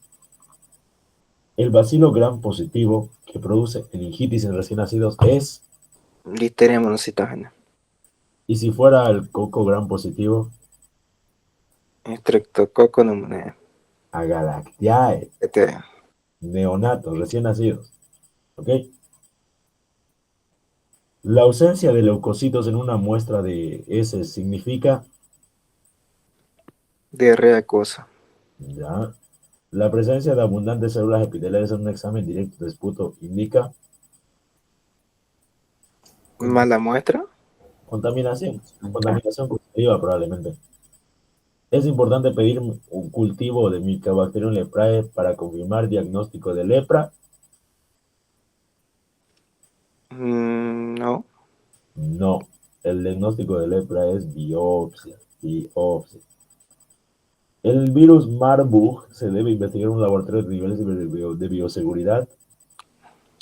4. El máximo nivel de bioseguridad es de los peores virus. ¿Okay? No se olviden, ¿no? Nivel 1 de bioseguridad, infecciones que rara vez, o sea, nunca producen enfermedad en las personas. De nivel 2 son infecciones que rara vez producen infecciones en la persona con predominancia ocupacional. El 3 es que produce mucha frecuencia de infecciones en las personas y se de manera rápida. Y el 4 es virus o enfermedades que diseminan por aquí y por allá, alto riesgo de mortalidad. Nivel 4 de bioseguridad. Este es del Andrés. Podemos ver este más y ya. Y este es de la otra parte de este examen. A ver, Flash. Paciente masculino de 77 años de edad, con antecedentes de hipertensión, diabetes, con insulina, quien presentó un cuadro de 15 días de evolución, 2 semanas, que caracteriza por presentar tos no productiva, malestar general, sensación de alza térmica, por lo cual acude a la emergencia del San Juan de Dios, donde se realiza una prueba de SARS-CoV-2 con resultado negativo, por lo que es tratado como una rinofaringitis y enviado a su domicilio con tratamiento ambulatorio. ¿Cuál es el posible diagnóstico del paciente?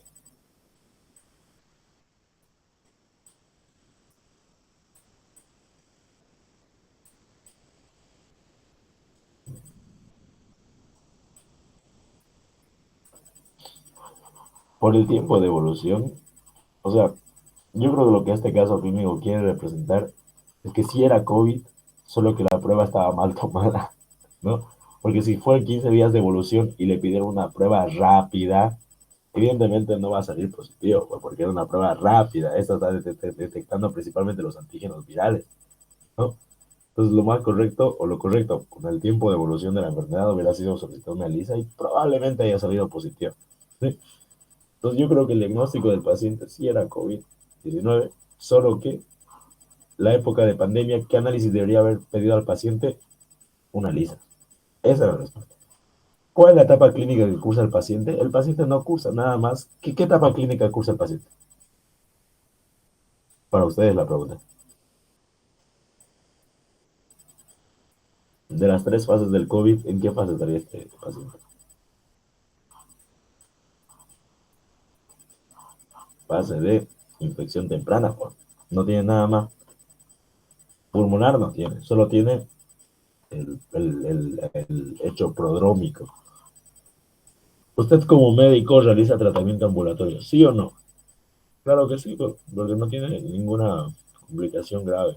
Porque, en mi caso, porque no tiene ninguna complicación grave que requiera internación del paciente. ¿Qué pruebas de laboratorio se deberían pedir como seguimiento del paciente?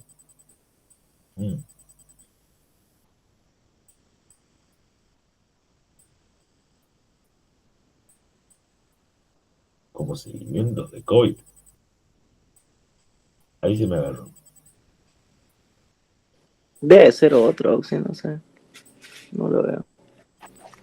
No, porque no puede. A ver, ¿qué otra enfermedad podría ser? Habla de tos. Tiene que estar por ahí en respiratorio. Es que lo que pasa es que a los 15 días ya hay inmunoglobulina M y daría positivo. Claro, eso es correcto. Pero aquí requiere que le haga pruebas serológicas rápidas. Sí, no es COVID, debe ser otro. Si no es COVID, podría ser Neumonía. su primo gemelo influenza. O podría ser una neumonía típica, capaz, digo, pero no parece los criterios de neumonía. Y mucho menos de influenza. Está por ahí, pero uno de esos tres. Yo la verdad pelearía por COVID. ¿Qué prueba?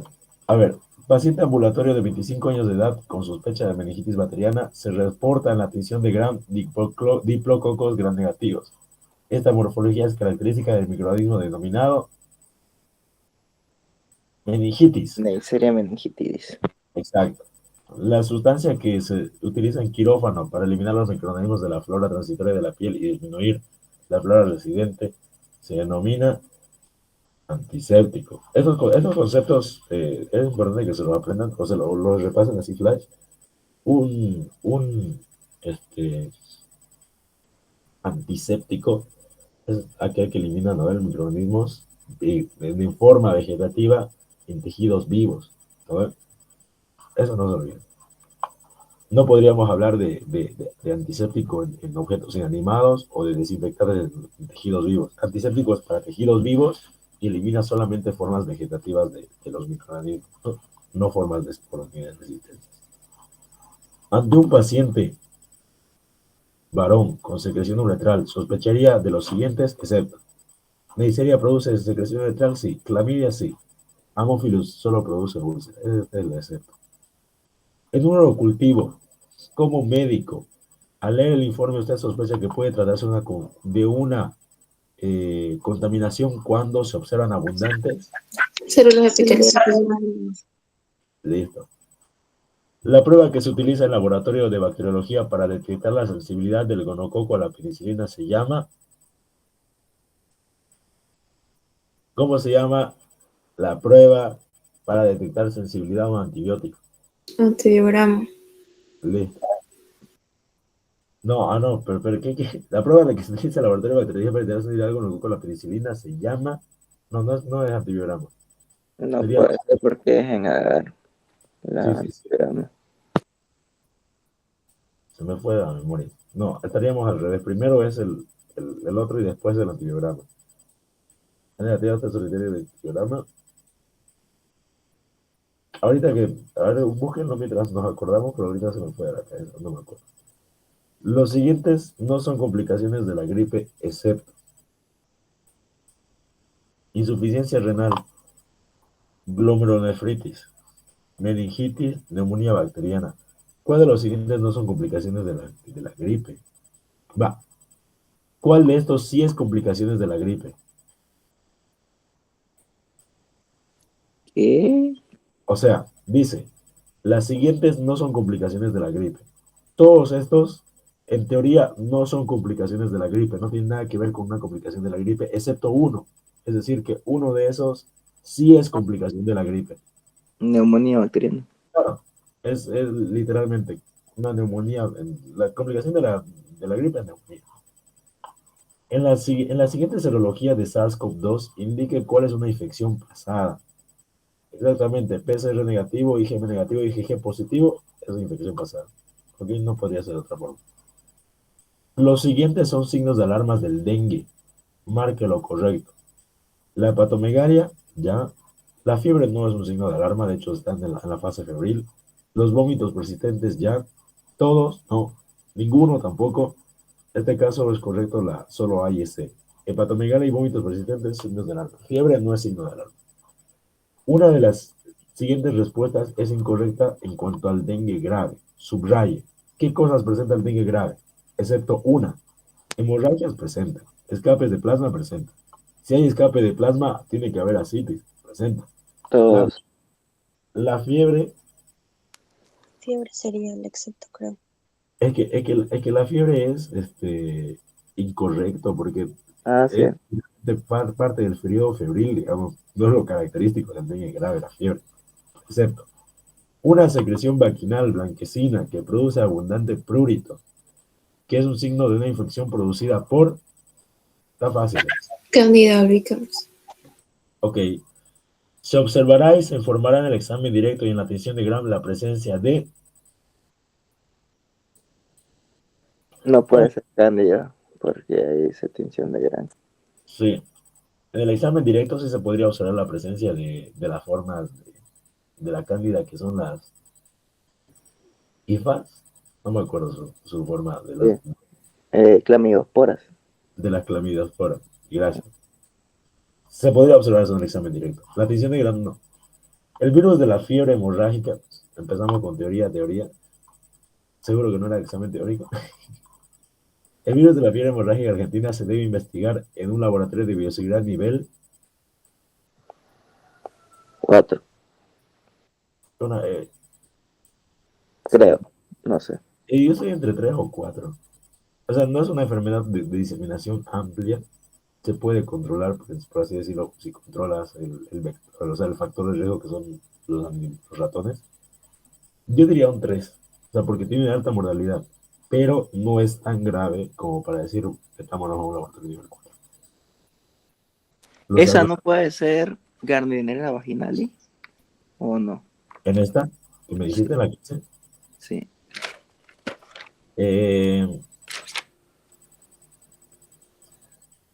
Yo me guiaría solamente por el aspecto de la secreción, porque dice Gardnerella secreción vaginal blanca, pero también dice como leche condensada con olor a pescado. Pero igual es blanca.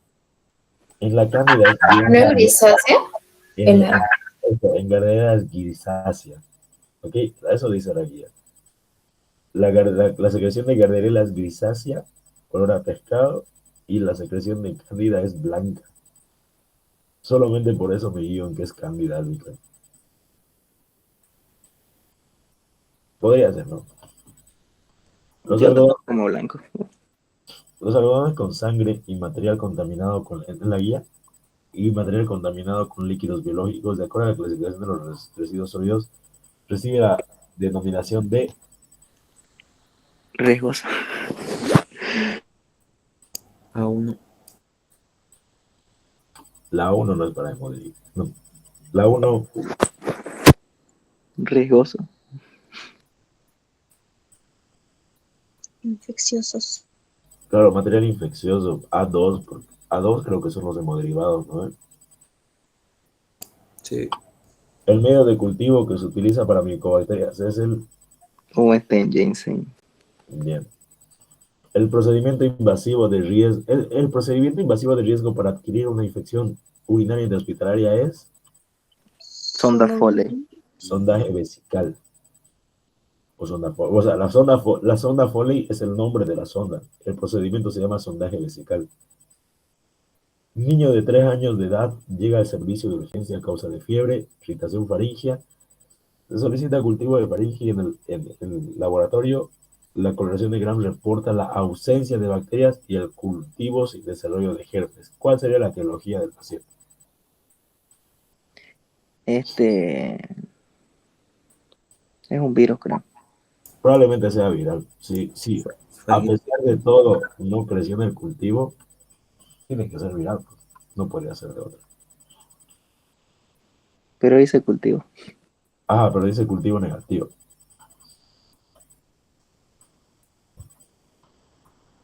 Mm,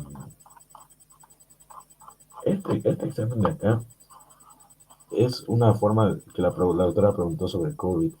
Fíjense que puso día 20 de noviembre, día 25. Día 20 de noviembre es un paciente diabético de 70 años. Acude a emergencia por presentar tos seca desde hace 4 días. Presenta fiebre, anosmia, ageusia y una radiografía normal. El médico le receta paracetamol y para su casa. 5 días después, el paciente vuelve con disnea, saturación de 85. La tomografía presenta vidrio esmerilado patrón, o en vidrio deslumbrado en campos pulmonares. La radiografía presenta condensación de ambos campos. Es internado en sala de medicina interna. Se le administra, supongo que se pilla ferritina y dímero D elevadas. Día 30 de noviembre es trasladado a UTI por distrés respiratorio. Falla renal con creatinina de 8, saturación de 60, es sometido al respirador mecánico y fallece el 3 de diciembre. O sea, 5 días después del 25 de noviembre, el 30, inició con una fase gravísima y de ahí nos sale. ¿Ok? Respondamos a las siguientes preguntas. El día 20 de noviembre, ¿cuál es el diagnóstico presuntivo y cuál es la fase de la enfermedad? El diagnóstico de todo esto es COVID, de lejos, ¿no? El COVID-19. Pero el día 20 de noviembre, aquí todavía estaba en la fase de infección temprana, en la fase 1, no fase de infección temprana, sería lo correcto. El día 20 de noviembre, ¿qué análisis debería haberse solicitado? Como estamos en el periodo inicial, ¿qué es lo más rápido? ¿Hacer PCR o el hisopado nasofaríngeo? No podríamos hacer el ISA porque esto es posterior a esa semana. La sangre no, cultivo tampoco, nada que ver. Entonces lo correcto es el hisopado y el PCR. Y cualquiera de los dos, para hacer un puntaje rápido. ¿Qué técnica de laboratorio ¿Qué técnica de laboratorio se utiliza para identificar variantes de SARS-CoV-2? PCR, prueba de antígeno y Western blot no son para detección de antígenos o anticuerpos, perdón, o de material genético o de anticuerpos. Secuenciación genómica es la que tiene lógica. En la fase de convalecencia del COVID, ¿qué prueba de laboratorio se utiliza para evaluar la presencia de anticuerpos a largo plazo? En la fase de convalecencia del COVID-19, ¿qué prueba de laboratorio se utiliza para evaluar la presencia de anticuerpos a largo plazo? Hace referencia a la presencia de IgM. La IgM te habla de Pero dura de 3 a 6 meses, creo. Ajá, no es permanente. ¿Qué pruebas de diagnóstico rápido se utilizan comúnmente para detectar la presencia de antígenos virales en muestras respiratorias? Esto es lo que la doctora les mostró o les enseñó a ustedes, chicos, en la clase de COVID, o de VIH también. Inmunocromatografía. Dice, diagnóstico rápido. PCR tarda su tiempo. ELISA no aplica. Ninguna de las dos ELISAs. Western blot tarda su tiempo. La única rápida es esa prueba que agarras, colocas la muestra y a los minutos, 10 minutos y eso menos, ya tenés tu resultado. Sí, esa es la característica de la inmunocromatografía. Literalmente, este fue el examen en mi año. Me estoy recordando. Y esta fue la primera parte. Aquí la lepra. Sí, sí. Bueno, los voy a dejar estudiar. Tengo la voz destrozada, muchachos.